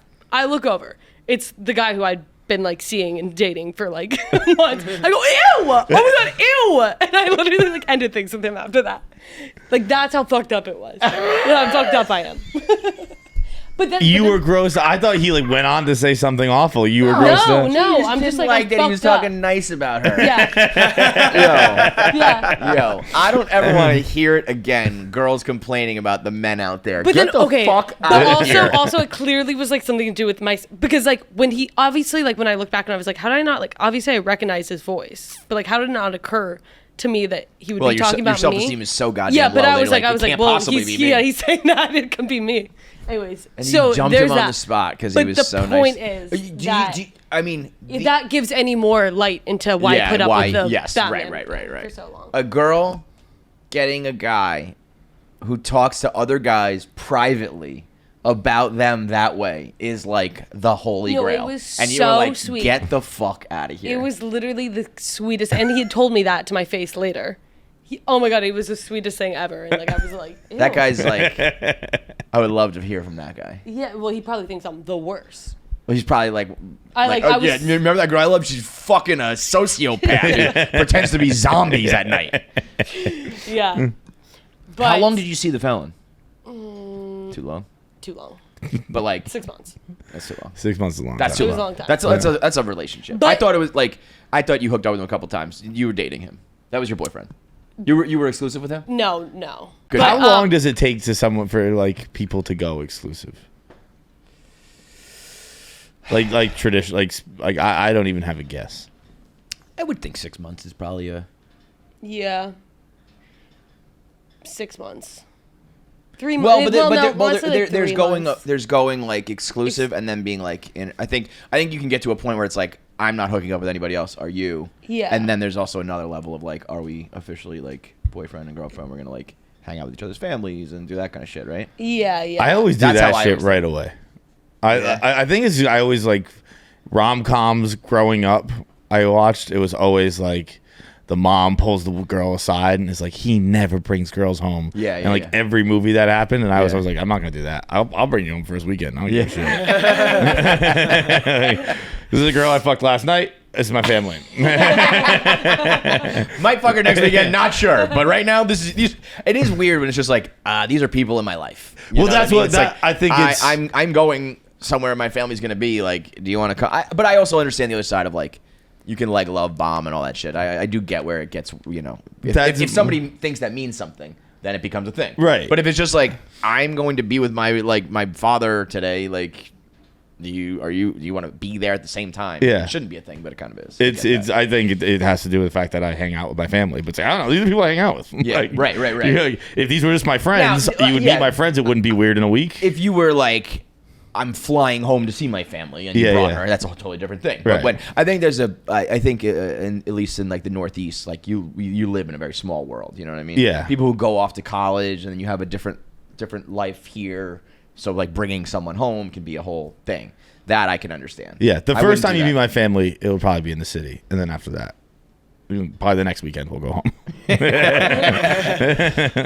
How many Were girls you- do you think you've introduced to your family? 10. That is a lot. Yeah. I mean, I'm counting like high school girlfriends. I'm only. Do they care? Like, are they kind of like, can you stop jerking us around? I don't think so. They never mentioned it to me. They don't really mention much to me. I've only done it with. People like I was very serious with. Oh, really? Yeah. Yeah. I've only done it twice. Yeah, I would say I've had 5 girlfriends. I've probably introduced 10 girls to my family. Where do you think the quickest you had introduced someone to your family? The next day. Really? Really? Met them? I like one night stand type met, shit? fucked you. The next day we were at brunch with my family. But that's also I've done like that twice. But that was like in a fun way, sort of like. Yeah. Like, we're just so going to a kinda- bar. Like Right, it wasn't right. like it was like yo, like one was in Newport. It's like yo, my dad, But- and my mom coming down today. Like my brothers are coming. Like we went. Like the one I'm thinking of specifically was the house Saturday for the Boys Summer. Yeah. And Oh Jesus. the house I had was, I mean, say this is the bar, the windows out there are the house. Okay. So like my parents That's were coming. crazy. It was like, let's meet at O'Brien's, and we were fucking 50 feet away. And I was like, yo, my parents are down at the bar. Like, you want to go start drinking again? And so it's they- more like your parents came into the party scene, not you brought the party girl back to your parents. Right.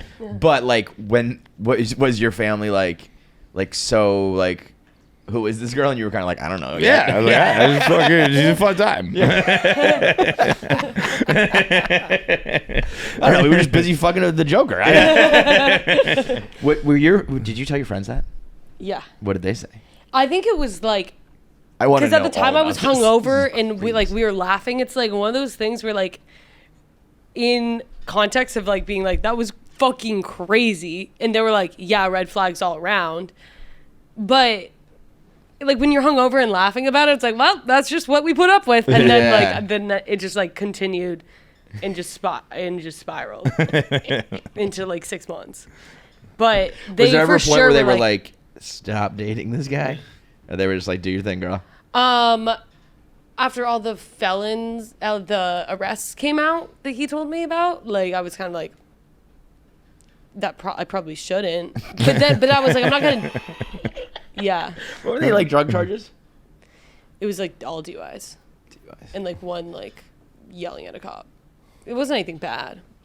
Yeah, not like violence. It was not my best. But like I've been. You were like, like Sex in the City. You were like, Yeah. I new was girl like, in New this is what we York, do. fucking And felons. my friends were like, this is I'm not gonna what drink we do. martinis, wear high heels, and fuck felons who are obsessed with sociopaths. But like when you're doing it, like you're kind of like, I don't know, it's kind of fun. Yeah, right? exactly. Like, Like, I was kind of like, doing fuck it. Yeah, like if you do that, like I was making a voice and making a joke there, but if you like come to the city and you're like, I'm gonna fucking wild out, like Because I'm also That's fine. so not. it's when like you're that. like not like if you're like I'm dating this man and I want to like settle down with him. It's like Yeah. you're fucking crazy. Well, but if you're just yeah. like I'm getting digged down by a psychopath right now, and I'm like 22, like whatever, dude. Yeah. Then whatever. all of my relationships that ended poorly, like none of them was I ever like, this is gonna go well. Yeah. Like I was like, this is Yeah. gonna be fun. And then We're it's gonna ride this till the- and till it's the gonna be a train? Yeah. fucking disaster, and then whatever's whatever. Yep. Well, no. Normally, I'm like so like I only date to marry, and then this one I was like, okay, this is kind of fun. Like, but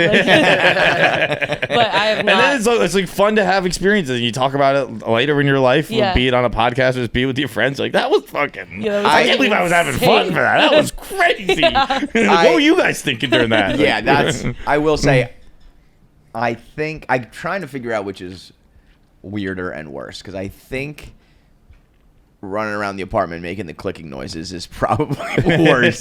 Like the Joker thing is scary, but the clicking thing is like, what the fuck are you doing? The dude? Joker thing was almost a little bit like in the moment.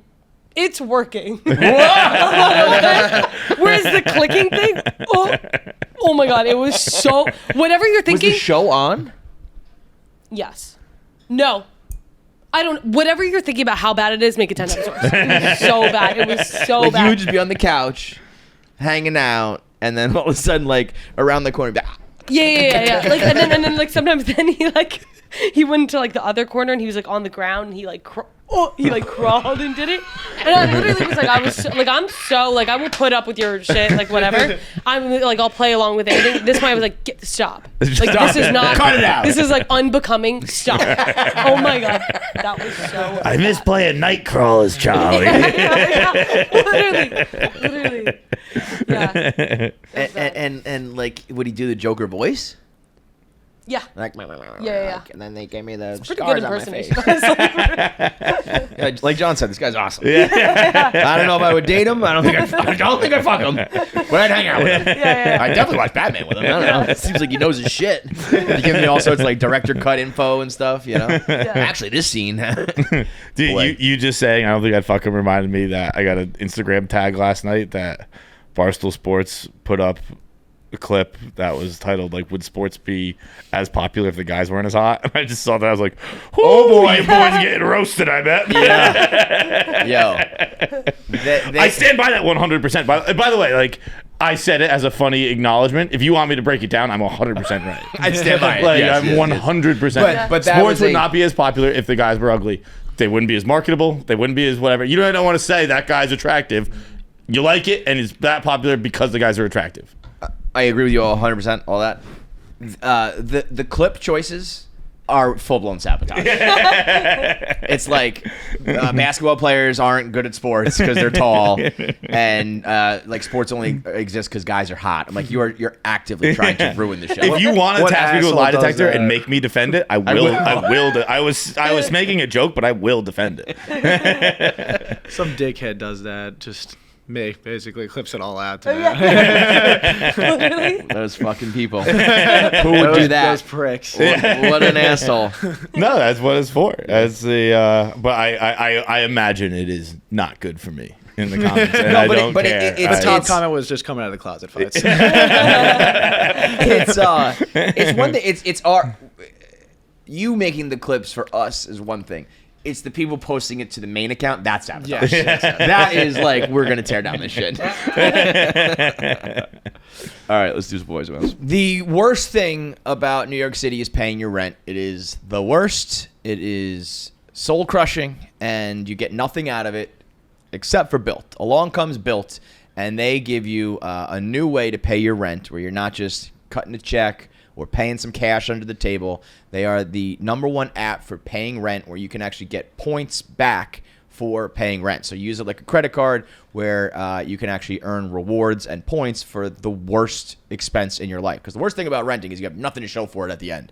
Your lease expires, you got to go get a new place.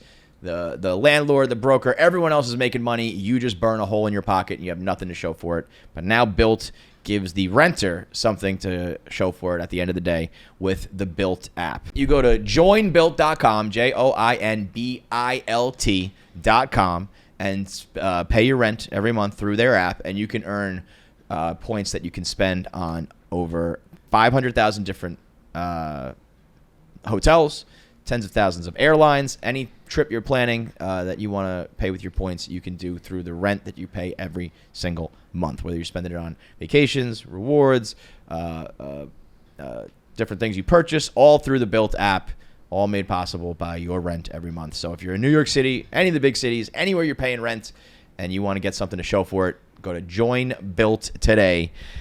It's joinbilt.com/KFC. And start earning your points with your rent payments today. That's joinbilt.com/KFC. Make sure you use that URL so that they know we sent you, and start earning on your rent today. Hi, this is like the most awkward and cringiest thing that I've ever done before in my entire life, but boy. whatever, I have nothing to lose. I was reaching out to see if you guys were possibly looking for a new producer since Jackie's third chair and the summer intern is gone. I actually do know how to use Premiere Pro, and I am a fan of the show. I've been like watching you guys for a couple years now. But with that being said, I think I would fit in well with the team.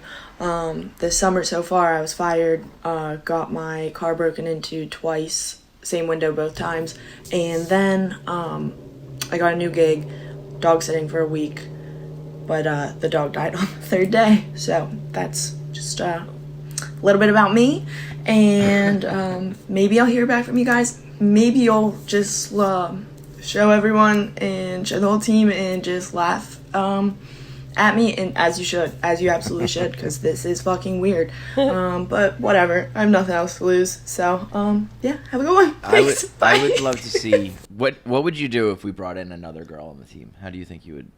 What would Jackie do? I would be fine. You think so? Yeah. You Oh, wouldn't be, 100%. Territorial. I almost feel like I would like another, like I need some backup. Oh. You know. Jackie But it Baker wear Hulk hands. Like, look at size that chick's hands.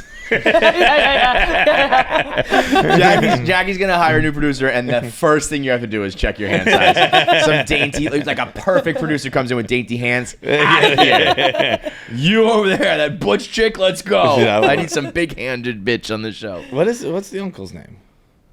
Uncle Jack. Oh yeah. Uncle Jack. Yeah. Yeah. Did you say that? You said that, didn't you? No, I said Hulk hands. Oh. But I immediately thought of Uncle Jack, yeah. so I thought you said that. Yeah. Yeah, it's just a matter of time before I'm washed up. Somebody replaces. Like, just get it over with.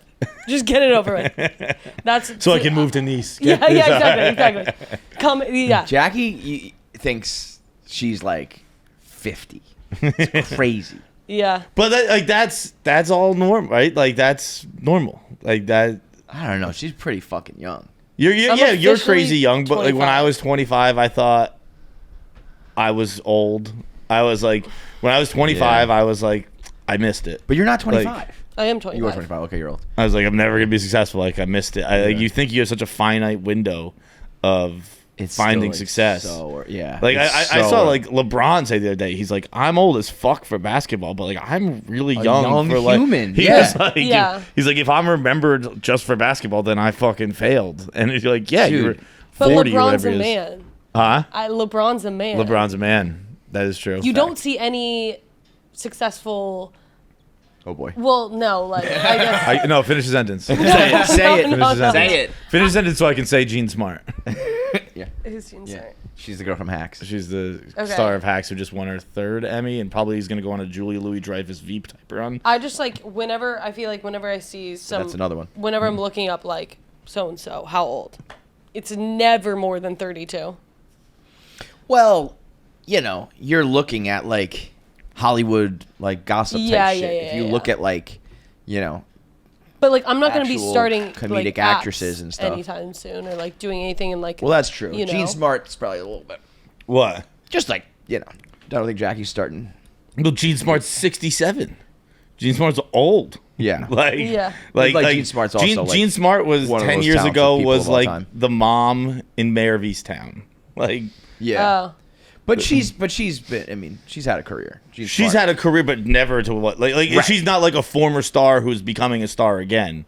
I think she might be. Not to this, maybe not to this level. Yeah, but I feel like she's been. She's successful. certainly been around, but Yeah. like she's. I think she's hitting her peak now. Right. Like your peak can come at any time. Yeah.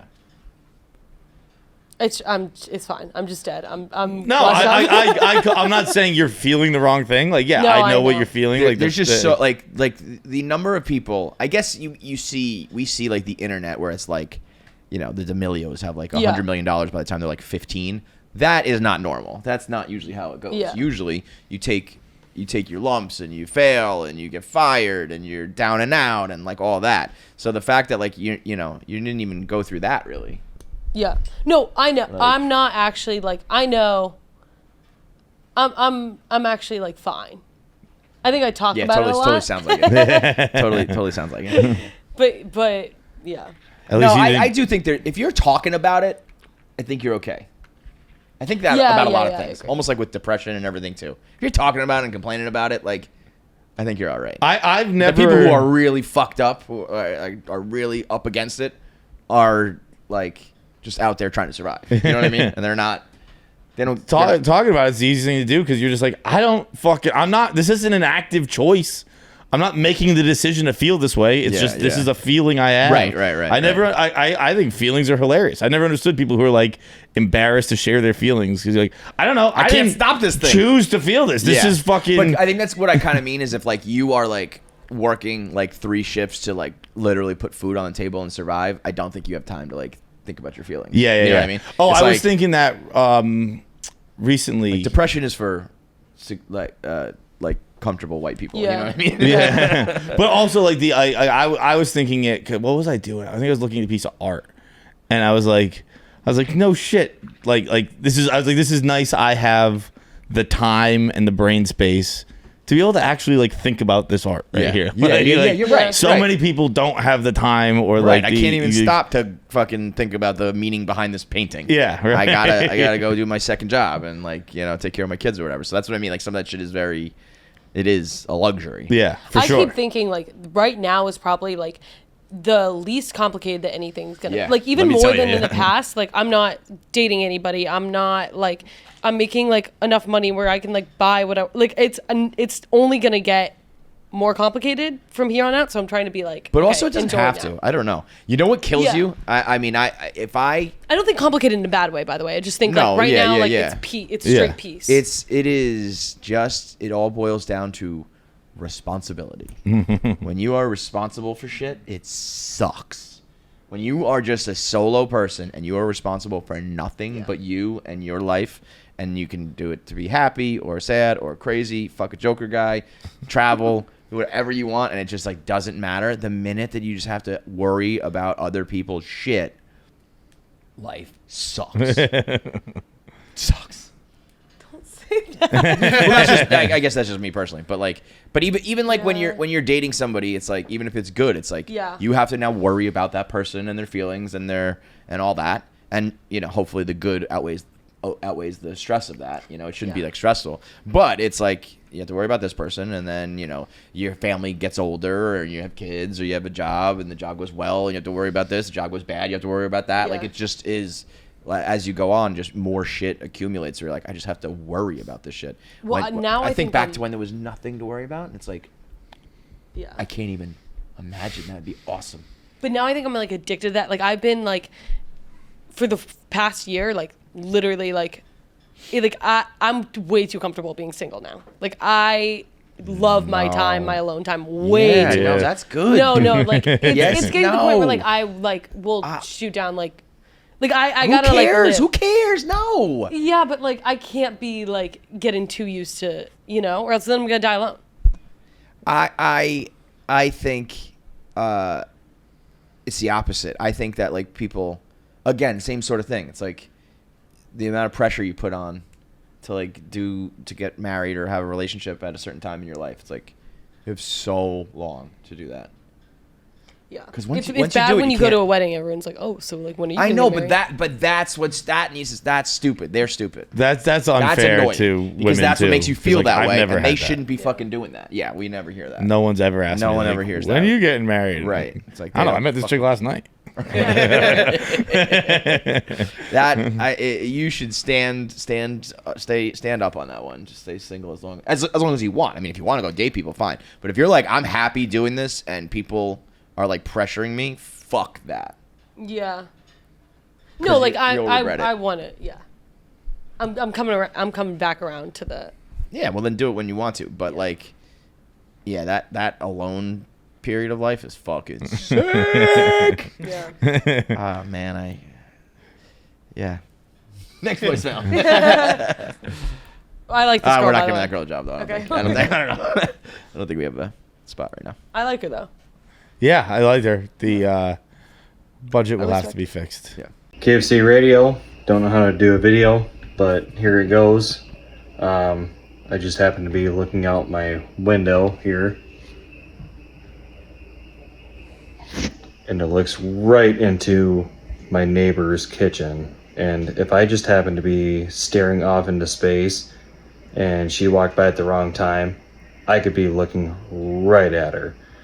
Which leads me to think, how many times have you guys been in a situation where you're just dozing off and then all of a sudden you catch eyes with somebody that's like, oh shit, I wasn't looking at you, I just wasn't paying attention.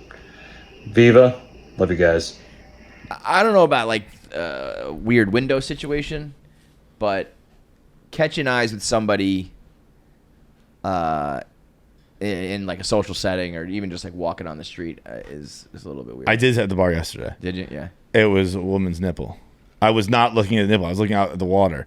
And then she's wearing like a very flowy blouse, and she fixed it, and then like saw my eyes, and I was like I didn't even register that there was a nipple in my view until the quick covering. Yeah. And then I was like, oh god, that was a nipple in my peripheral. but then I was like, I was looking at the water. Fuck, god, you're sitting behind a beautiful vista. Honestly, you should turn around. Like the fact you're even looking over here is ridiculous. What are you doing looking at me when there's a fucking beautiful flowing river out there?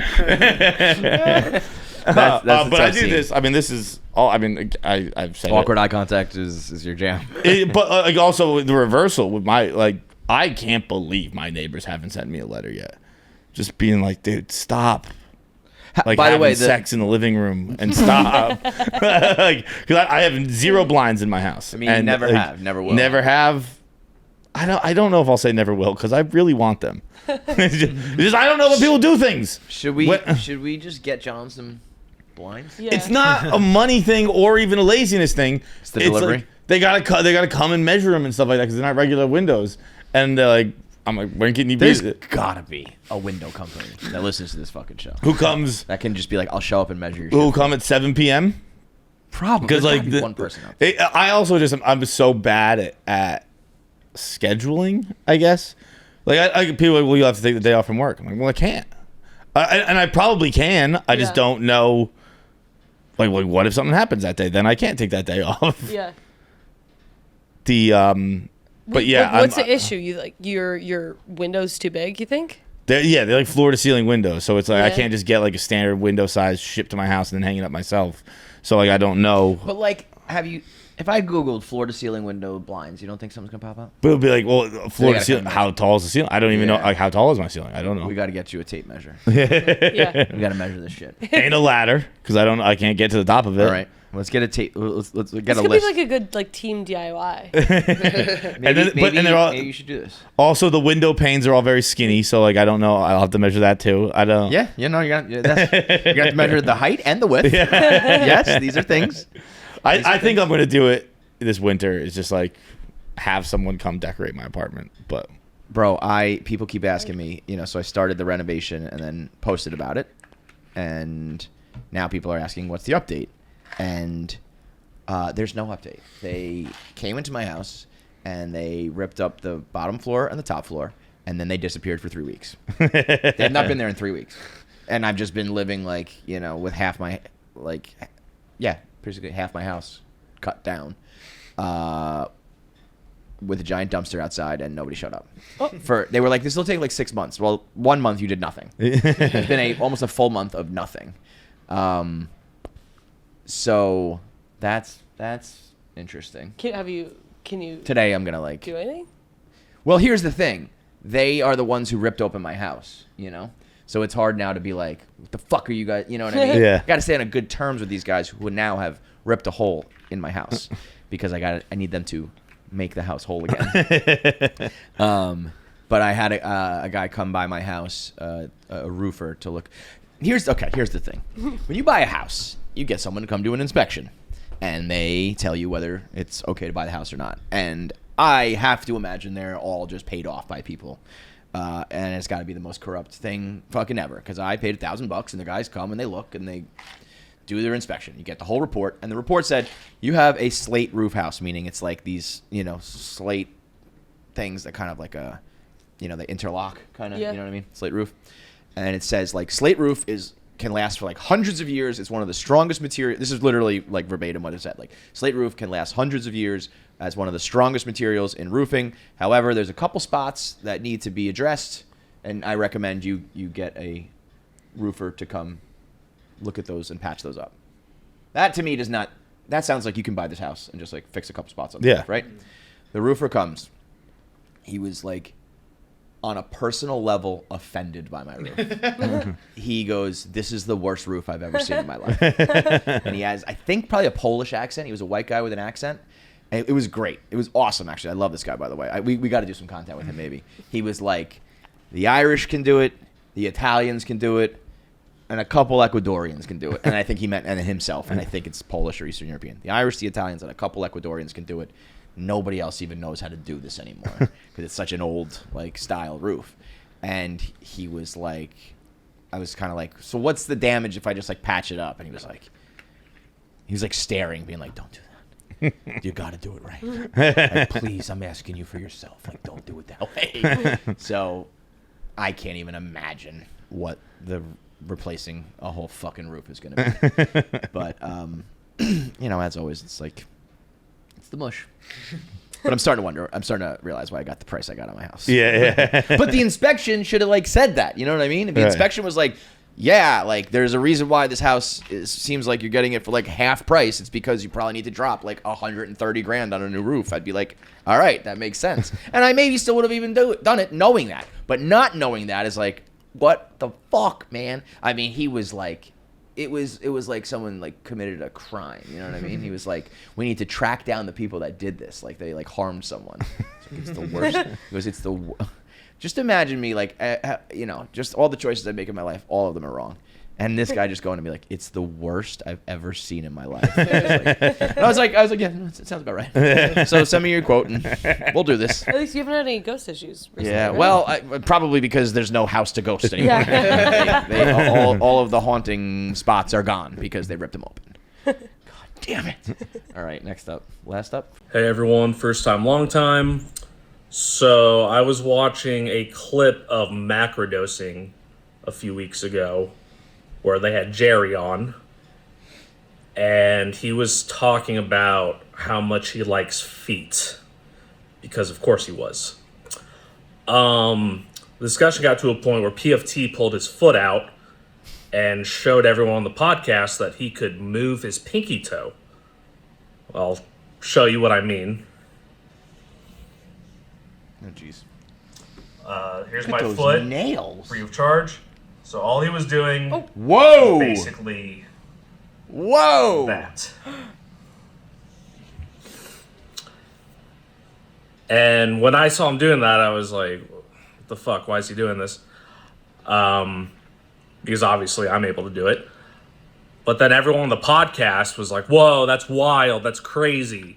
How are you doing that? I was like, what? Apparently, that's not like a common thing, being able to move your pinky toe. And I kept thinking about this. A few days after that, I went over to a friend's house. There were probably like 7 or 8 people there. And I brought it up to them. Oh, God. And I showed them what I meant. I showed him, I pulled out my foot and town. moved my Showing pinky his toe. dogs. They're like, no, we can't do that.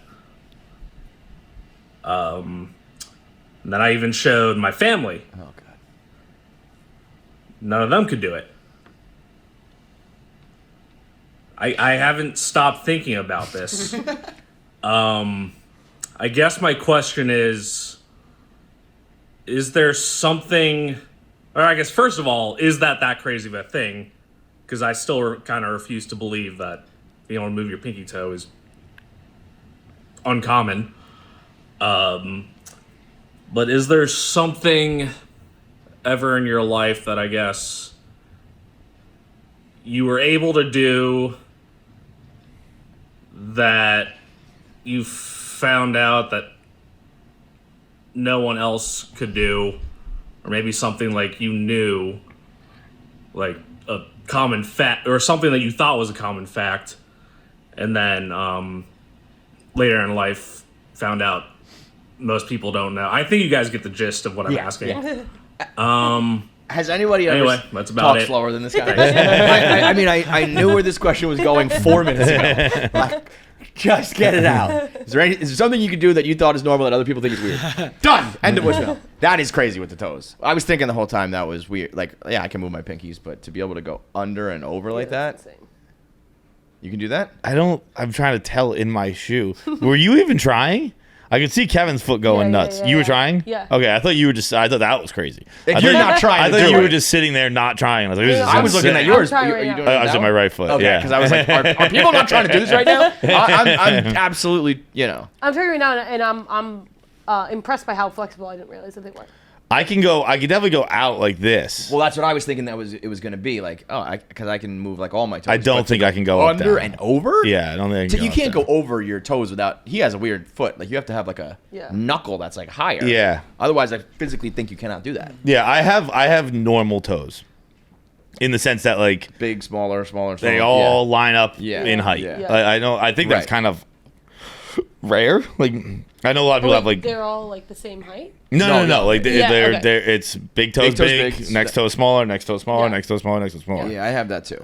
I always A lot think of it's people cute have that they do second that. and Like, third. they line up like in alphabetical order. Okay, continue. I think most people have a second and third toe that are like almost the same size or Or second like toe bigger. longer. Yeah. Yeah. But I always remember that in locker rooms, just being like, dude, why the fuck is that toe so big? Like, I guess it's more like a hand is. It's also well, funny, like the if you people think with about the- it as a hand, this is your big toe. Right. So if that And then knuckle, so your third, if your third toe is but nobody has their third toe the biggest. That would be crazy. not the biggest, no, but they're like Like even. Yeah. But if your foot goes like a crescendo, like up to the middle and then down, that would be That's nuts. so Yeah. crazy that hand. Yeah, why don't feet do that? Well, they're different.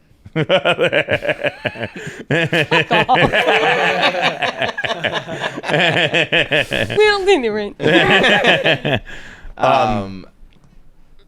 Do you have any weird things that you do that I mean, I think like you don't know these? It's hard to know Right. these things because it's I think it's most things. you have to like watch someone live their life like secretly for like a week. You know what I mean? And see like Yeah. all the things they do. Where it's like I always remember going off to college and just being shocked at like what my friends couldn't do. Like what? kids I hung out with in college, just like regular stuff. Like just I don't know in high school and my whole life. because you were like living on your own kind of. But like I hung out with athletes. Like I played okay. sports, Yeah, so yeah. like everyone I hung out with was an athlete, so like we could do stuff. Uh-huh. And then like I went to college and I like meet a kid at a bar or in a frat or wherever. I'd be like, "What do you mean you can't play catch?" Yeah. Right. Like, what are you talking about? Yeah. Like we go out there and they throw like that. Like, what the fuck is that, dude? Like, what do you mean? Like, you didn't play sports? Like college was like a culture shock to me in that sense that like not everyone played sports. Yeah. And so like that, then like sports gives you body control and strength and all that stuff. So then like there's a million things that most people can't do that you can do because you played sports. Right. But weird unique things I don't think I really have. This is gonna like coming off the heels of the last story. This is just gonna make like it sound like I swear I'm not like hooking up with people all the time, like left and right, whatever. But like I saw this video in college being like, oh, I don't know what it is, but like all guys choke me, like whatever. And I was like, I didn't realize until I was with my friends like. Not everybody gets choked. And I thought that was just like normal Par for the course. sex, you know? I was later in life. I was like, you're gonna do what? Well, that's probably the thing. That's probably the age difference there. Probably made a big difference. But I was like, what about me is giving off like choke me vibes? Like I don't like I'm What is the it's Forgetting Sarah Marshall. Where she's like, do you want to get the girls like, do you want to gag me? Kinda now. Wasn't thinking about it until right this moment. So you think you give off choke me vibes? yeah. I mean You were about to say you don't. hate it. Yeah. You stop yourself from Yeah. But it's So like that's probably it's all I know. That's It's probably like the vibe. it's like when you grow up with like a certain religion, like you don't question that religion. Like, you know? Praise to the church of choke me. I mean, I can't say specifically, but the fact that is your answer is probably your answer. You know? What? Yeah. Like the fact that your answer was like, yeah, but I like it. It's like, I don't know. Probably in that moment, the guy was like, I think this chick has good jokes. But they don't know. Like I'm not. Right, they I'm don't not saying know. like I'm like disappointed when it. Whatever. Right. But that's. I think. This is why I wish that there was another girl in the room because like being with only sometimes it's just I'm like, on your side. No. You guys are I think though that if that's what you do, It's definitely people like can a feel little that bit out. on. Yeah. That is a funny thing though to have, just like your entire. That's a good one where it's like, oh, I thought that was I was normal. like, wait, you know? what? We're not all getting into like, oh my god. What are you guys doing then? Yeah. No, I feel that way about some of those things too. It's like stuff that some people would consider, like kinky. It's like, oh, that is like, I was doing that the first night. Yeah. Yeah. But this guy in his weird toes he's got to get this through his head. I can't think of anything like physical or weird. There's people can like bend their thumbs and touch their tongue with their nose with their tongue, and there's those kids who could flip their eyelids inside out. Yeah. That's always a kid named Aiden. Is my You're Aiden, you're an eyelid flipper. Yeah. Why do because you got to be the type of person to even try to do that. I don't think I've ever tried to do it. Yeah. I don't know if I can flip my I eyelids because I'm definitely not fucking trying. I could. Like it. You do it with like your hands. Oh, yeah. I was in elementary school. I'm not gonna do it now. I don't think I've even tried. I definitely could do it. It was not comfortable and it wasn't easy, but I've definitely done it. Like, It's not, everybody can do it. I don't think that's a physical thing. I think that's a mental thing. Like, I think anyone Everybody who can do I think it. you can do it. Yeah. But like, I don't know. That seems really hard. No, maybe I don't know. I think there was. I've definitely done time. it. There was a time in my life I could do it. I think it's Where a your body, fearlessness. your eyeballs are like, go ahead, do whatever you want. Yeah. Now my eyeballs are like, stop, Right. fucking don't even do that. But let us know. You got any weird things, Pavs? I could do this weird. I don't know if it's that weird. Like where you can go like this, then in and out. Whoa, I can do that too, but people do think it's weird. I don't think I've seen people be able to do it, but I was I younger. can, It was like my party I'm trick. getting John definitely can't. No chance. What are you doing? Put like your touch Have your your. hands go completely inside out. Oh, that. Oh. No. No, John doesn't. John doesn't. Am I doing what you're doing? You do it. You gotta keep them like flat though, like this. Oh, no, that's weird. That's weird. That's crazy. Because I'm doing it, but my elbows are still sticking out. Your elbows are like perfectly. Yeah, that's crazy. I think there's like no muscle back here. He goes, I think you gotta do this weird thing. Like, I think it's weird. You think you just turned inside out, bro. You just turned How your did you whole arms discover inside that? out. How did you Yeah, how did you discover discover that? When I was like 5, and then my dad, he would be like my party trick, like watch my mic, you can do that.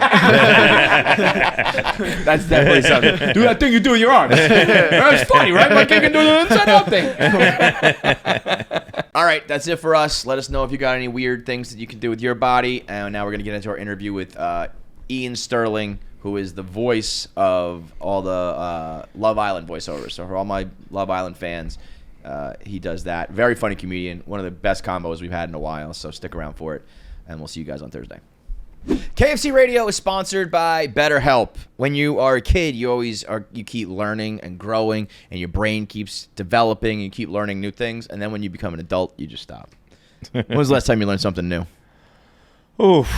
Abraham Lincoln was. I was gonna say Chumbawamba's awesome. I try. I like learning. You keep that brain in exercise. Yeah, I exercise the brain pretty good. Well, that's why you got to go to BetterHelp too, because it's just like anything else where you work it out and you use it and you make sure it's healthy. You do that with your muscles and your body, and you train and you run and you lift, but you don't do it with your brain. And so you should take it as seriously, your mental health, as serious as you do with your physical health, and BetterHelp is the easiest way to do that. Whether you are just trying to keep the brain fresh and learn, or you need to work through some serious troubles, BetterHelp has got you covered with online therapy that you can use texting, calling, or video, so you don't have to go to anybody's office, you don't have to travel, you don't have to commute, it doesn't have to be a big commitment for your day. It's just BetterHelp.com/KFC, where you can get 10% off, you get matched with a therapist right away. Within 24 to 48 hours, you have your first session. If you don't like it, you can get a new doctor. And if you do like it, you can set up a repeating schedule, so you make sure that you keep your brain fresh. See, I can't even talk. I need to go to BetterHelp to get all the junk out, clear it out, so that I can function better. It's BetterHelp.com. BetterHelp, HELP.com/KFC. Get 10% off your first month and start working out that brain. Rediscover your curiosity with BetterHelp.com. That's BetterHelp.com/KFC for 10% off your first month. It's funny hearing your voice. See, that's the sort of vibe. I'm sure people say that a lot, right? Yeah, that's like the main thing. It's more of a thing in the US, I think. Well, I would imagine most people in the US think you're Craig Ferguson first, right? I get That's got to be a big thing, right? I'm going to take this off. Yeah. Make yourself comfortable. Get comfortable. Kick like your that shoes shirt. off. Do whatever you Yeah. want, man. But a bit of body confidence. Dude, you know what's crazy? I walked in here. Paz might have caught me on this. I walked in here, took the vest off, put it on the back of a chair, and right away I was like, this doesn't really look right. No, I am.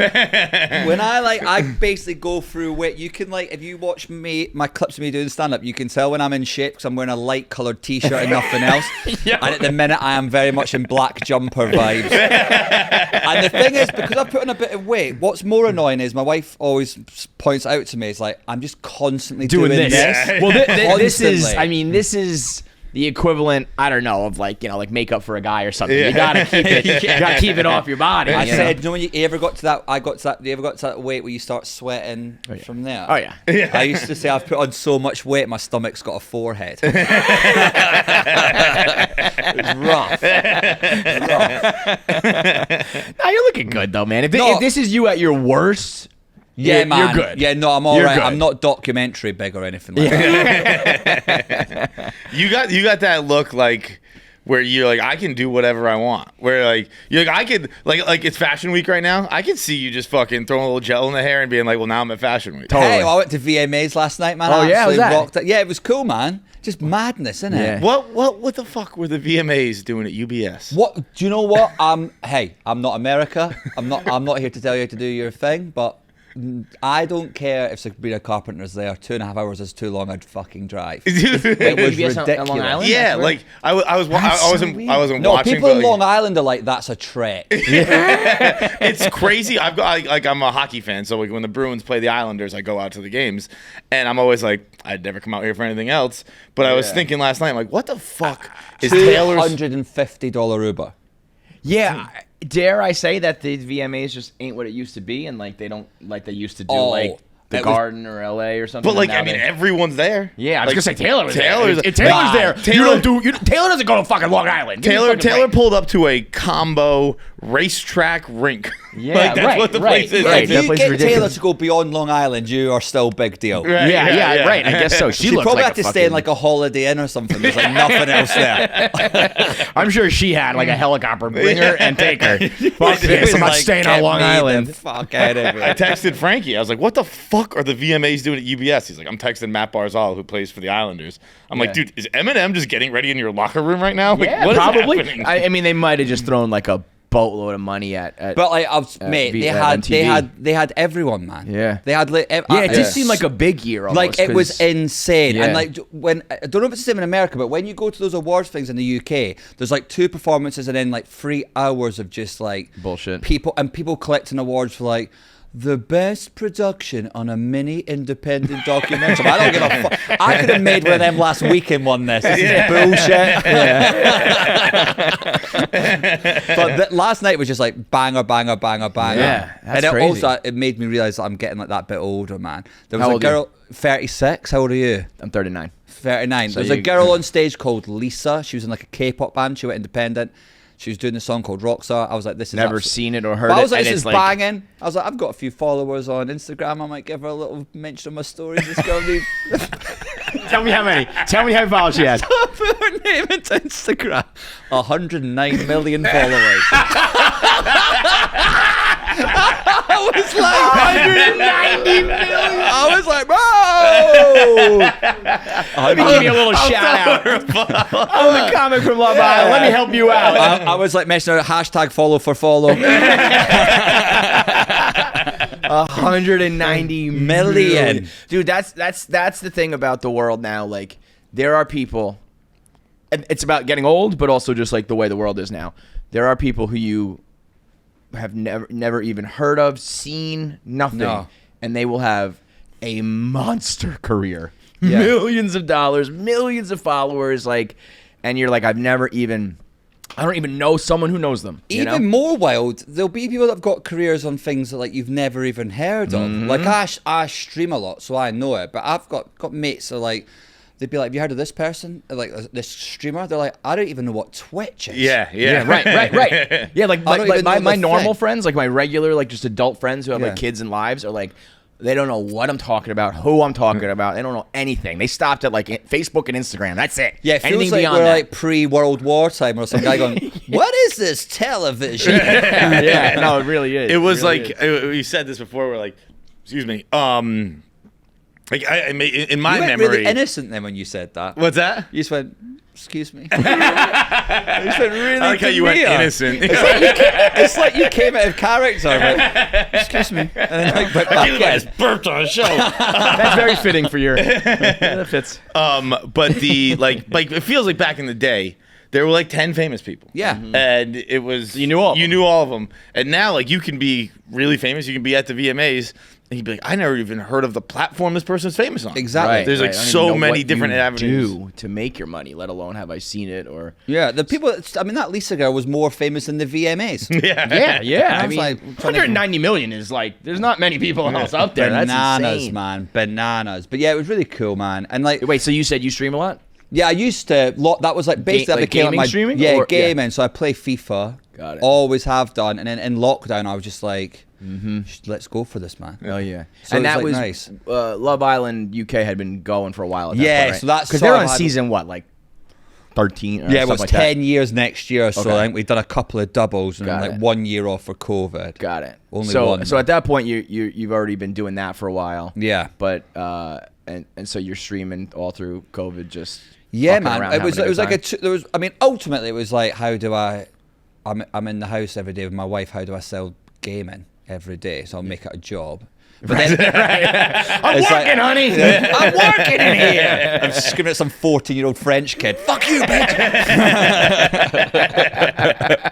That happened to me. I just kind of got back into video gaming, and I didn't realize. I still just play by myself. I'm not ready to like play with people yet. No. But I was playing an older game called Watch Dogs, which is like, Oh, what you know a it? Yeah, game. okay. The first one, it's like kind of like there's like a GTA element to it. The Okay. Watchdog bit where you do the big football stadium heist thing at the beginning. Oh, it's incredible. It's incredible. So they had like a you can play against each other sort of mode where you can connect with other people, but you're still not like talking to them. Or I didn't think I was. All of a sudden, I guess I left my controller like speaker on. That thing needs to end. Yeah, So- it's built in. So this happened to me twice. The first time, all of a sudden, I suck at the like playing against each other. I fucking suck. And I also come to learn there are kids playing on the computer who can just click on you and you get shot. And I'm sitting there with my controller trying to like move it around. So I just like bam, dead, bam, dead, bam, dead. I'm like, I fucking suck at this game. And all of a sudden I hear through my controller like, you know, words we can't say. This guy sucks. And I was like, what is going on? I realized they're talking to me through my controller. I still play FIFA. I became so obsessed with FIFA I played nothing else, but playing online, it's just not a look when you get a bit older because like you need to play single player games and be able to pause it and be a normal person. Yeah, Because yeah, there yeah. is nothing less attractive than like, and this is not just a wife thing. She just happens to be in the house, but anyone being like, "Can you do this thing?" You're like, "Oh, in a minute. I'm just finishing this thing that doesn't matter." so true. It's there was a it's so unsexy. There was a picture that went viral last week. It was a fake chart, but it still rings true. It was like the number one most unattractive hobby that a guy can have, and beneath it was like being an online troll, like being a gambling addict, all these other things. But at the top was video gaming. Girls just hate it. My friend done a thing about this, like, one of the big ones in the UK is Football Manager. I don't know if you've got like an American equivalent, but you just manage a football team, but you like do all the contracts and formations, and you don't play the actual game at any point. You just press play and then literal People do that in Madden. circles start Yeah, moving around. just simulate. It's like but that's responsible for like more divorces than like infidelity in the UK. I believe it because I mean you play for like hours and hours and hours. The Football Manager is hours and mad. hours and hours and hours. Like all of it. It's just People get to like a cup final and like put a suit on for it. And stuff. It's like a real I've thing. seen the people say things like, like, you know, how guys we make fun of astrology and stuff like that, and like you don't think this stuff matters. You manage a fantasy football team. Oh my and God, that was fantasy. what you base your joy on. Also, I always manage to time sync. So when I like had children, I thought I'm not going to do FIFA anymore. So I'll do FPL, we call it, but it's Fantasy Premier League. So Yeah. And I'm like, you can make, in the UK one, you can make one transfer a week. That's it. So maybe it's a bit labour intensive. And I was like, what? I watch hours of YouTubers talking about it, tinker with my team, phone call it. And I'm doing one. And I've yet again managed to fill all that time that was freed up with FIFA by doing fantasy. I'm like, this is insane. So you thought it was more reasonable to play fantasy than it was Well, I to just play thought FIFA? as well you can do it on your phone, like when you're like going somewhere, rather than like just You're not being get in front of the home and be TV like, and- I'm gonna go upstairs. Yeah. Like I'm a teenage kid, so my wife like locked in a room, screaming at There a is something microphone. so humiliating about It's it. gross. It is But gross. it's- I but wish it it's- wasn't, but it's it's fucking so gross. fucking enjoyable. It's like the only thing I like doing. But I'm like, yeah, I'll even if I'm alone sometimes, I'm like, I just gotta put this down. And I'll go do like one thing. I'll like go like check the mail. I like go to the mailbox. I'm like, all right, I did something. And now I play again. Yeah, man. I think it's maybe like my attention span and all that as well. I can actually, I can't even sit and watch a film without like on my phone. I know. So there is something to be said about the game. I can like sit and actually Do I it. think it's something to do with like you're watching something and your hands are like doing. Yeah, it's you're like- actually doing something rather than just like Yeah, it's sitting like a and man building a house or Yeah, something. we're real men. Well, I mean, I We're do real that as men. well. You ever do that? Like, I play like Minecraft sometimes. I'm actually building a fucking house, and we're getting extension done. And my wife's like, "Have you checked up with the builders?" Well, I was like, "No, because I was building my own imaginary house." fantasy house. Dude, I'm getting work done right now too. It's a fucking disaster. Oh, Just it's a so hard. disaster. Yeah, you just got to get the right because you just got to get the right people. It's worse if you're a bloke in it because we're meant to know these things and we just don't know it. No, we don't. I mean, my dad did know it, and Yeah. he just didn't pass it on to me. No. I think because it's a fucking pain in the ass to teach kids things. I can't even teach my kid regular shit, let alone if I was to start to teach him how to like, do carpentry. Yeah, so I think he tried, and I was like hard, and he was like, go fucking play video games. Yeah. Give a shit. No, I used to think parents done stuff for their kids because they were like spoiling them and they were like precious parents and all that. It's just the reason is because kids are shit at doing stuff. They suck. Yeah. They suck at doing things. You get your child dressed not because you're trying to do them a favor, it's just to be there all day. Yeah, I've not got Will time. not get out of the house. Yeah. Get them on. It's like, can you put your dish in the sink? They can't do that. No. I'm like, how can you not just put the fucking dish in the sink? They put it in with the food. They don't know how to put it in the garbage. I'll just do it. I'll just fucking do it. Just go. Go play video games. I'll do it. That's how you make a weak little man. Exactly. That's why I'm like going to builders and being like, how much? And he goes like $5 million. I'm like, okay. Sure, sounds good. I'll speak to my wife. Whatever you want. I was talking to a buddy the other night who just had a son. And he has 2 daughters already, and I was like, "Oh, like you excited for a son? Whatever." And he's like, "Not really. Like this kind of sucks now because I'd kind of fell into the Figure it all out. I Yeah. have girls hole, and like right. they're like I don't know. I don't have to do any studying to raise a woman the best I know how to. Yeah. He's like, but I have to now. I'm responsible to raise a The man. pressure's on you. And he's like, I have If to you're- learn how to be a man now. If your son, I have to learn to be a man so my son can be a man. Yeah, that sucks. I've got to teach myself all this stuff Yep. to then teach him. Yep. That'd Once be once you have stressful. if you have a boy that's fucked up, it's they're looking at you. Yeah, right. That sucks. Yeah, it's on you as well. If he does some mad stuff, you're like, yeah, that's coming from me. Right. That is No coming from one me. is looking at a boy who's like, covered in like paint and like ruined the house, being like, get that from your mother. That's not fucking how it works. So fall is here, pretty much. We're right around the corner for fall. Fall is for fits. Summertime is a nightmare for getting your fits off, at least for guys like us Everyone's usually. dressed like a 5-year-old boy. Right. T-shirts and shorts. Yeah, no, it's not our scene. But fall comes around and you can really start dressing. And right now, Express is doing their thing, both for men and women. They want you to look your best, feel your best, dress your best, and they're doing it with new items and old classics that have been at Express for as long as I've been dressing, as long as I've been shopping. I have seen Express out there with their cotton T-shirts, their 1MX button shirts, their suits, their dress-up clothes, their comfortable clothes. Express has been in the game as long as I've been in the game at this point. So right now, Express wants you to head on over and get their Pima cotton shirts. The Pima collection is primo. They're comfortable. The color is sharp. It doesn't fade. It doesn't shrink. They also got the modern tech suits, which are kind of the flexible suits that you can kind of wear in a professional setting and a more social setting. And they got the hyper stretch jeans, which look sharp but are much more comfortable than the old skinny jeans, heavy denim where you can't really move in them and they're hot and sweaty. So everything is designed for premium look and also functionality all over at Express right now. And with Sad Boy season right around the corner, they're going to hook you up with a 20% discount when you use promo code SADBOYSEASON. That's SZN. SADBOY, SZN. For anybody, all the sad boys and sad girls out there who want to start dressing again, you get 20% off at Express for all the classics you need, all the staples you need in your closet. What's the sad boy rule? 3 days of 60 degrees? 50. 50 degrees. Yeah. So we got a couple 60s. I don't think we've touched 50 I had a few people asking about that over the last few weeks. Maybe I'm misremembering, but I thought it was 3 days under. Maybe it is 3 days in the 50s. I think under 50, in the 40s. It's not. Yeah, 3 days under- in the 50s. So I guess it is under 60. Yeah. Because if you're in the 40s, that's the winter. Yeah. So Sad Boy season almost here, and Express is going to hook you up with that 20% discount. So head over to Express, get any of that stuff, and use Sad Boy season for 20% off on your Express card today. How old are your kids? 3. I was got the so one. you got one Yeah. going. Okay, yeah. She's great, man. And it's like we brought her out here. New York's great for like. I thought it'd be sort of like. I mean, you love dogs so much more, which is weird. I'm not used to people. We are kind of starting the movement in America of like we got to pump the brakes with the dogs.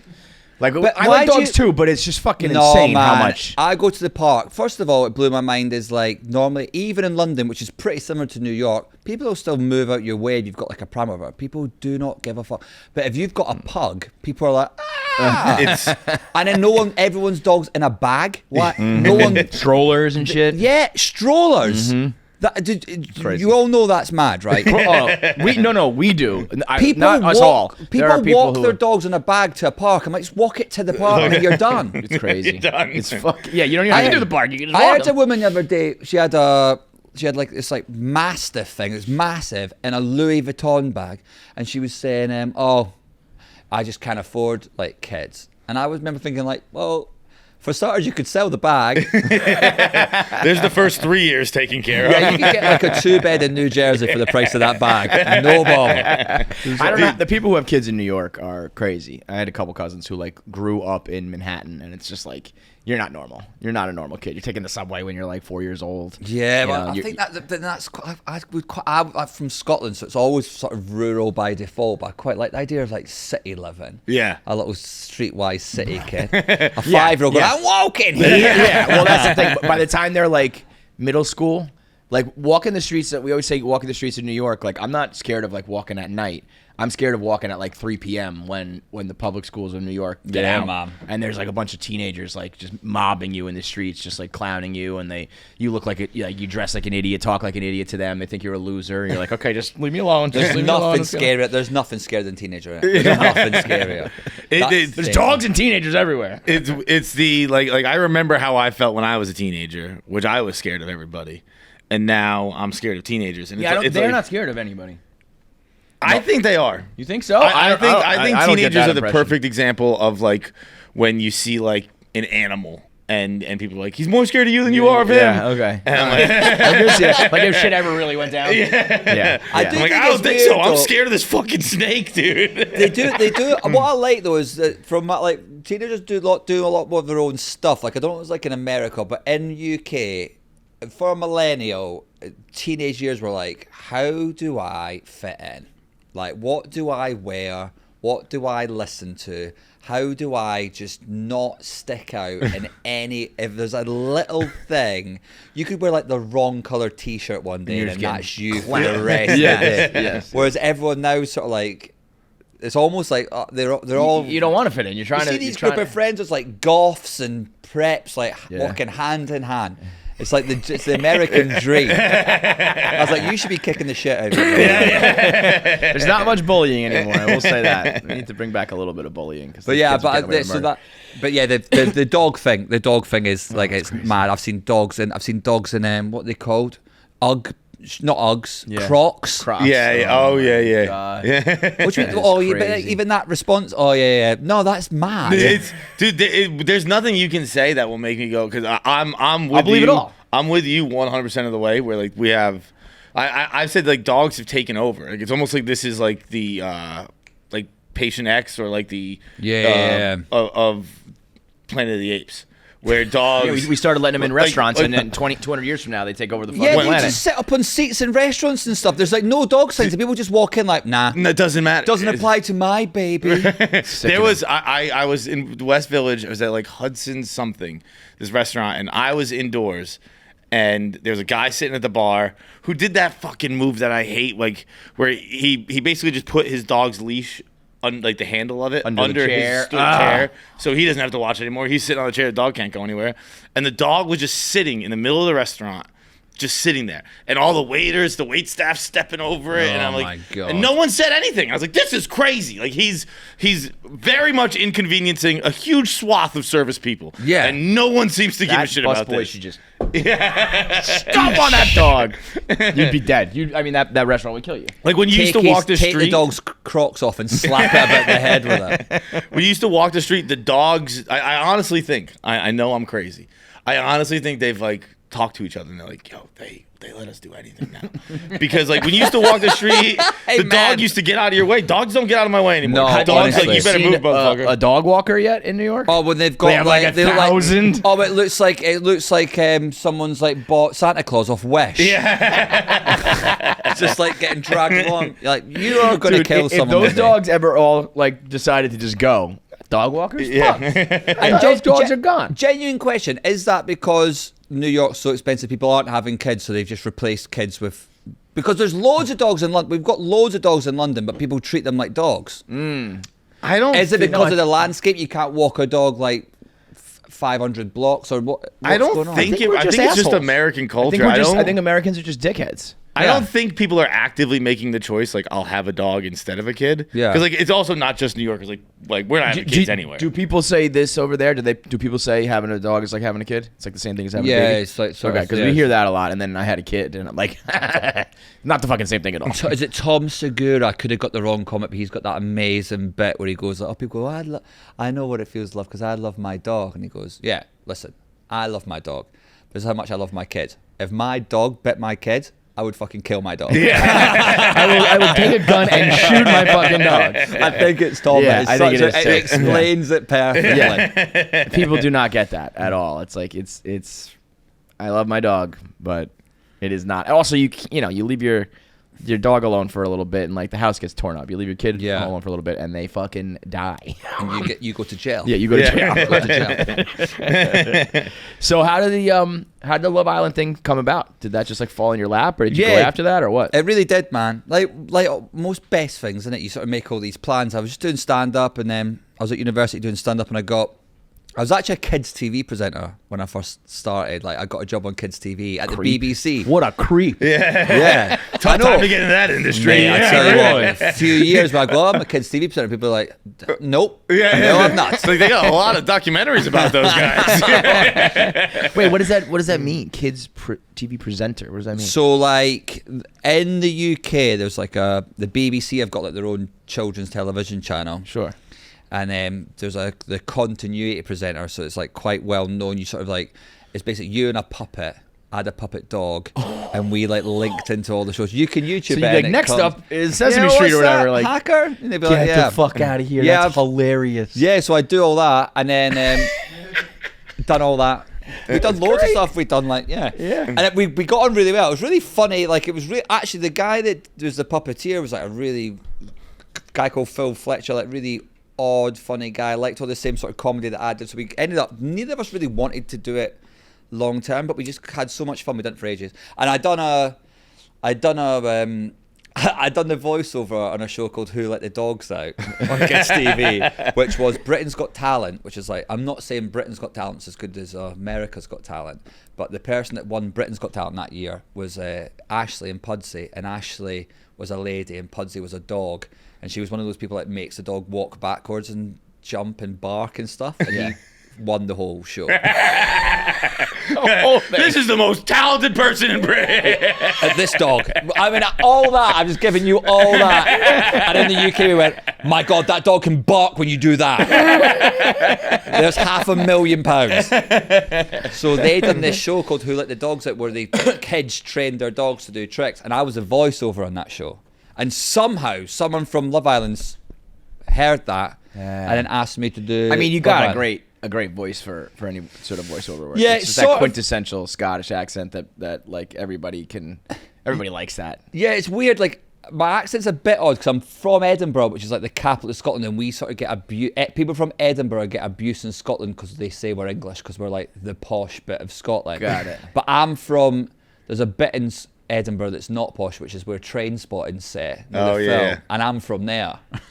So like, there's not many people that sound like me. Got it. On telly and stuff. Yeah, so even yeah. to like Scottish people and UK people, they're like, You sound- where is he from? Yeah, that's great. He's understandable. Yeah. It is, I Was think. he a little rich boy? Well, that is it. But even before I got the US show, like living in London for 15 years, I've still got the accent. But obviously, I've had like 5 years in London, and people being like, "Excuse me, what?" I used to rob people by mistake when I first moved to London. I was just like being friendly. I'd be like, "Oh, I like your bike." They'd be like, "Please, just have the bike."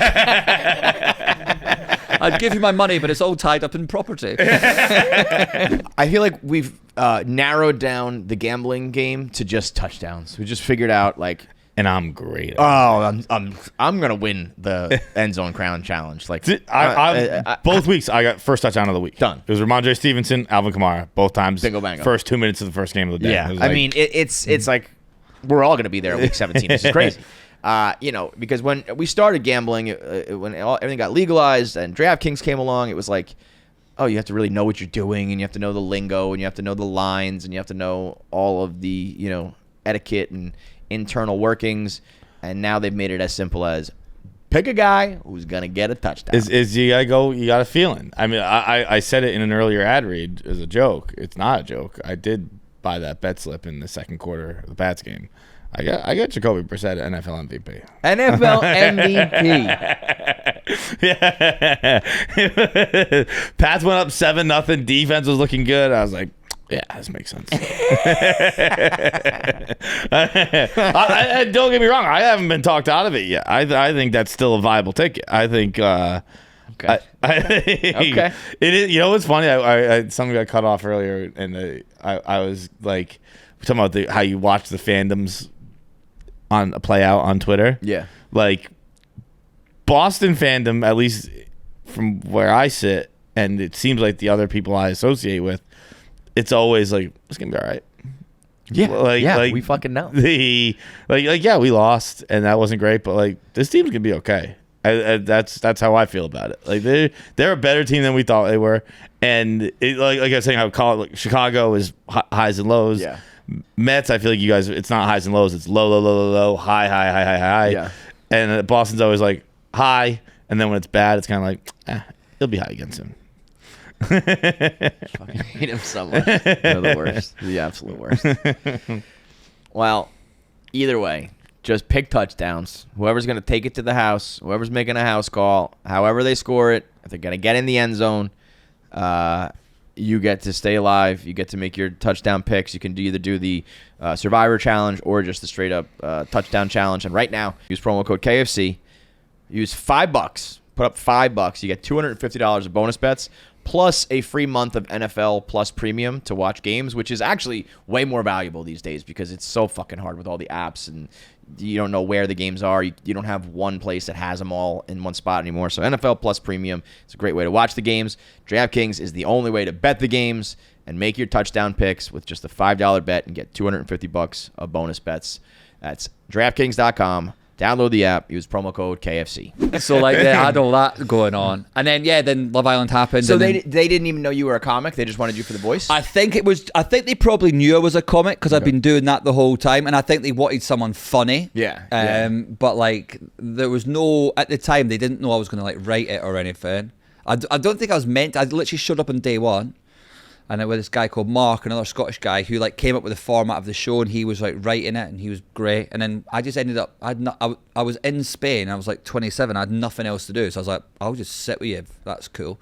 So we started writing it together, and then we come up with this like nice like ballad. In Spain, you said? Yeah, because that's where the UK one films. So like right, originally, right. just Yeah, to yeah. save money, they just sent me out there because I think Here's what I don't understand at this point. What makes Love Island UK different from Love Island USA?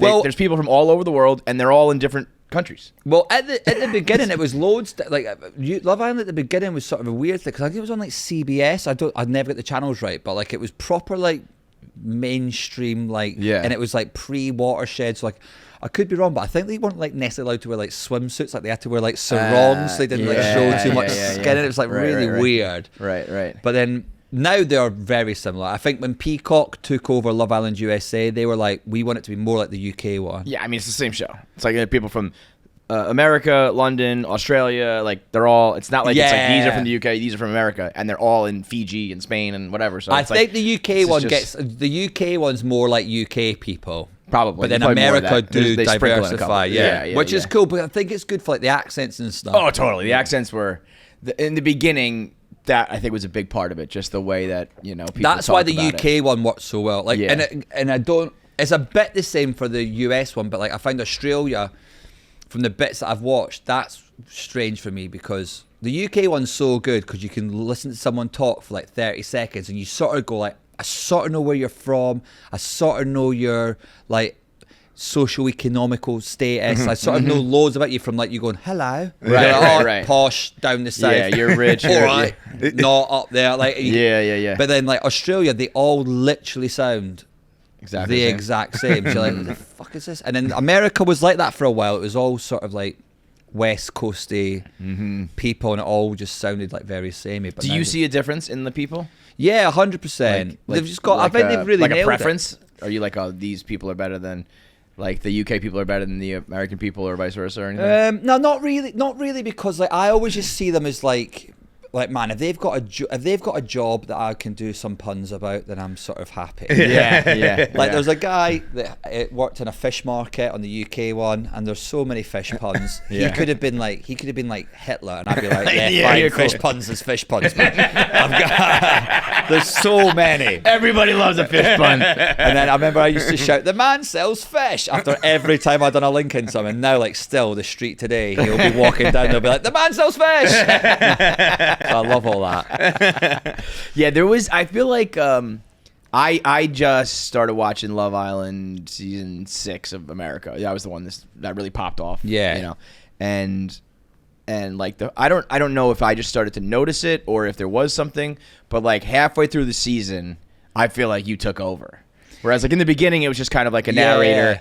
And then all of a sudden, I was like, that one was fucking funny. And then like every episode, there was like a little voiceover that was like just ridiculous and hilarious. And I was like, this guy's becoming the fucking star of the show in my mind. I'm looking forward to this. Man. Thank you so much. Yeah, I think we got into it. We had like a new team this year, and we got a comic on board called Caroline Haynes, like this like really cool New York comic.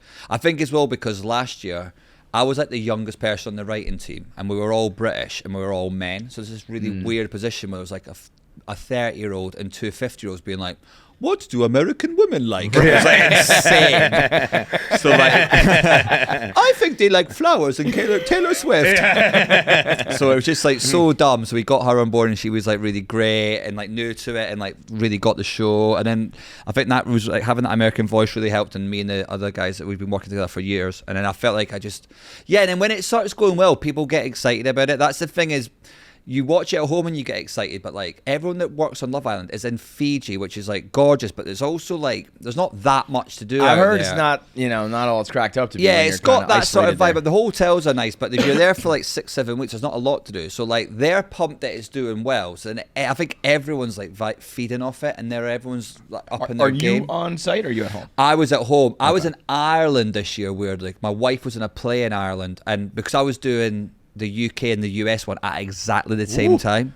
So I did the UK. I literally done the UK one during the day and the American one at night, like every day. That's crazy. It was No amazing. time for video games. I actually brought. How sad is this? I actually bought a it on the road? Switch. No, I bought a Switch. Absolutely, 100%. I I would do played that. a game called Dave the Diver. You literally he's a diver and then he gets booked to run a sushi restaurant. So during the day you go on the sea and you catch fish, and then you bring the fish back to the sushi restaurant and you run the sushi restaurant at night, and you get more money and you can upgrade your restaurant. It's fucked. It's bananas. Dude, in your fantasy world, you're a guy who has 2 jobs and is struggling to make it. You're like, I need 2 more jobs. The man sells fish. So we were doing That's both. funny. So it was like 12 o'clock in the afternoon. The production is, well, say whatever you want about, some people think it's like, trash reality TV, blah, blah, blah. But the production turnaround is fucking insanity. Mate, if the bottom line is, you can't argue it. If you look at how that show looks, and they have got hundreds of cameras, 24 hours, constantly filming, and they've made that. And then also the storylines.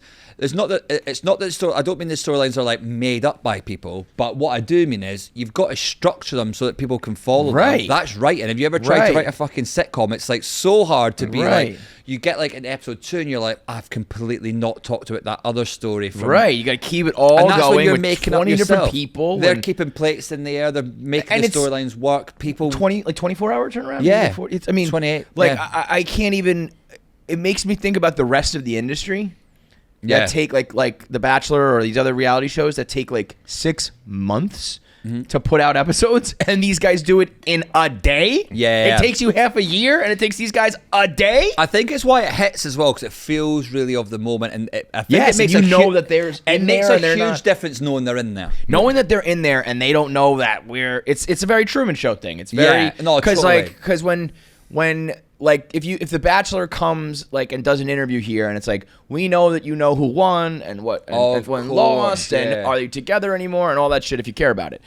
This is like, these people are truly like, it's a sick social experiment. I mean, it's crazy knowing that they're just in there and they don't come up for air until they get the boot. It really suits me as well, because like I've not got many like rules for the narrator, but like I've got like I feel like I've never swore like which is kind of a, and again I actually sometimes if they write like even like like something really soft about because you could on they all curse. Of course, right. But I'm like, nah, I've done it now. I'm 15 series in. And the other one, I've got this thing in my head when I'm doing the voice. It's just like a funny idea if it makes it any better. But I'm like, in my head, the narrator, the minute they leave that villa, would have no idea who that person. Like he just completely like the entire cast of Love Island could walk up to the narrator in a bar and he'd be like, "Hey, what do you guys want?" But I think that's quite a healthy way to do it. Like, would you watch if you weren't? Do you know what? You enjoy it? 100%. When I first, like, completely honestly, when I got asked to do it the first time around, I was like, no, I don't want to do it. And then, like, I was living with a comedian called Phil Wang at the time. Got to get back to my children's puppets. Oh yeah, no, I can't right now. I'm building a working farm in Minecraft. I'm using redstone to automate the process. That is a thing you can actually do. Just so everyone knows that was an accurate joke. You need. I know you need, for those, you need pistons and you need repeaters. I know that. And an energy source. My mate Phil Wang is an amazing comedy. He's got a couple of specials on Netflix now, actually. But he was sort of like, we're going to the Edinburgh Fringe Festival, and he was like, it's like this big arts festival in the UK, and he was like, you literally go there to get jobs on telly. So why would you turn down a job on telly to go to this festival? Yeah. So I did it. But what I will, so originally no, but then genuinely, maybe you had the same thing when you started watching it. After about 2-3 episodes, I was like, I don't know what this is, but it's hooked.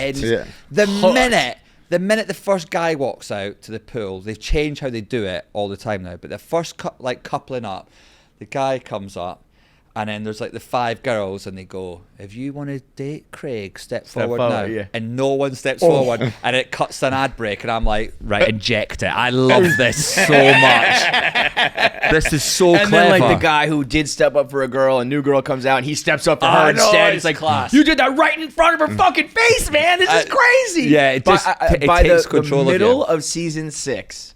And the crazy thing is, it's every night. It's not like once a week. So it was like following a sports team. I was like, it's 9 o'clock tonight. I got up or whatever. Guy. I'm Team Rob. We're gonna do this. I'm screaming at my television. I'm making videos and everything. I think it's weirdly cut through in that world of like as well with so much stuff going on. The great thing about Love Island is like you're just like, do you know what?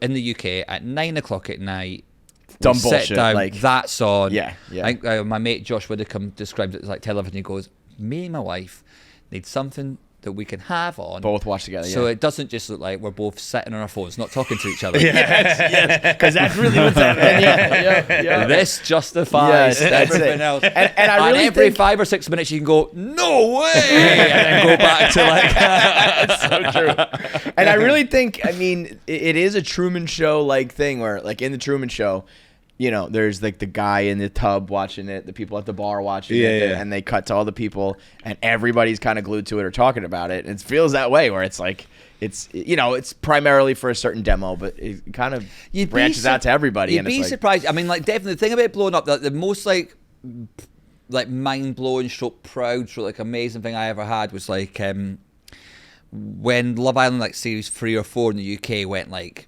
massive, like this American one, but more still. And like it was a summer, it was like pre like all our like Brexit and all this new like people fucking hating each other. You come through like similar stuff in the US. It's just a bit like talk about before all that. Sort of a happier time. And like England were in the World Cup. They're having like a really good run in the World Cup. I think they made the semi-finals. And like pubs literally had like England game on every single screen, and in like one little screen in the corner they'd still have Love Island on, and it just felt this like proper, like it was like literally part of like that summer is like known as like the Love Island summer. Yeah. Everyone was in like pubs watching it. The final was on. There's like guys like throwing pints off over each other. Like, it was so like they've just won like they just that made, like, is the cup amazing. final. That's so, yeah. great. So that's another thing. I got like, a text. people literally doing that. So like that when it happened again in the US, I was like, to have that once is mad, but to have that happen twice is like it's a blessing. And I like. wonder if it's like, so next season, you know, is it like that's popped and everyone's gonna watch it, or is it like that mix of people? You need a Rob and an Aaron. You need those people, but they'll hopefully find. They them. always. It seems like they never run Well, out. the UK one, it was the exact same. You thought we're never going to do that again, And then they we did it had again like and 3 again or and again. 4 where it just kept on going. Whoa! And then also the reason the show works is when it gets big. The big worry I think people have is that people just go on because they want to get famous, right? Which is like, again, they're allowed to do that, but there's something about dating someone, even if you're putting it on. If you like spend 5 nights in bed with a girl and then some like ripped former NFL player comes and like takes your girl off you, I don't care if you want Instagram followers or not. That's annoying. Yeah. Like there's something primal. There's something visceral that like being in a relationship with someone you cannot. And they put it in hyperdrive. It's like you're on a honeymoon day one. Yeah, it's the well, you're most. It's the most 22 and you're romantic. The most romantic thing in the world. It's the biggest. 24 hours a day. It's like you all of a sudden you've been dating for hundreds of hours. Yeah. Ordinarily that would take you 6 months here. Well, again, people do not done it enough, but you do the maths. Like if they're in there for like in the UK one, it's 8 weeks. So like 8 weeks, and some of them meet day one, and that's 8 times 7 nights in bed together. Hours and hours and hours. If you work out how many times. How many like years maybe you've been with someone before you spent like 60 nights in bed? You're literally looking at it could be if you don't move in early, you could be looking at like 2 years. Right. And they've done it in like, and that's why it gets legit. The feelings get legit, and so it's been mad. So that's the one thing I will say is like really good, because people always were like, oh, that'll get changed because of that. But I'm like, maybe that changes some people's intentions, but once you're in I think it's one thing when you say it on the outside, and then when you're on the inside. Yeah. All right, well, they're telling us we got to wrap it up. I mean, I could talk to you for a long time, but thanks for coming in, man. It was great. Man, thank you so much for having me. You got tickets at Bell House left or Gramercy Bell left? House sold out. Bell sold out. Gramercy on the 21st of September. Tickets still available. 21st September. See, I'm a very funny guy. We appreciate it, dude. Thanks so And much. I'm going to do the UBS Arena next. Cheers. Thank you so much. No, honestly, lads, that was amazing. Thank you so much. All right, thanks for watching. Make sure you subscribe, like, and leave a comment below. Click that button. Or I'll cut off my finger.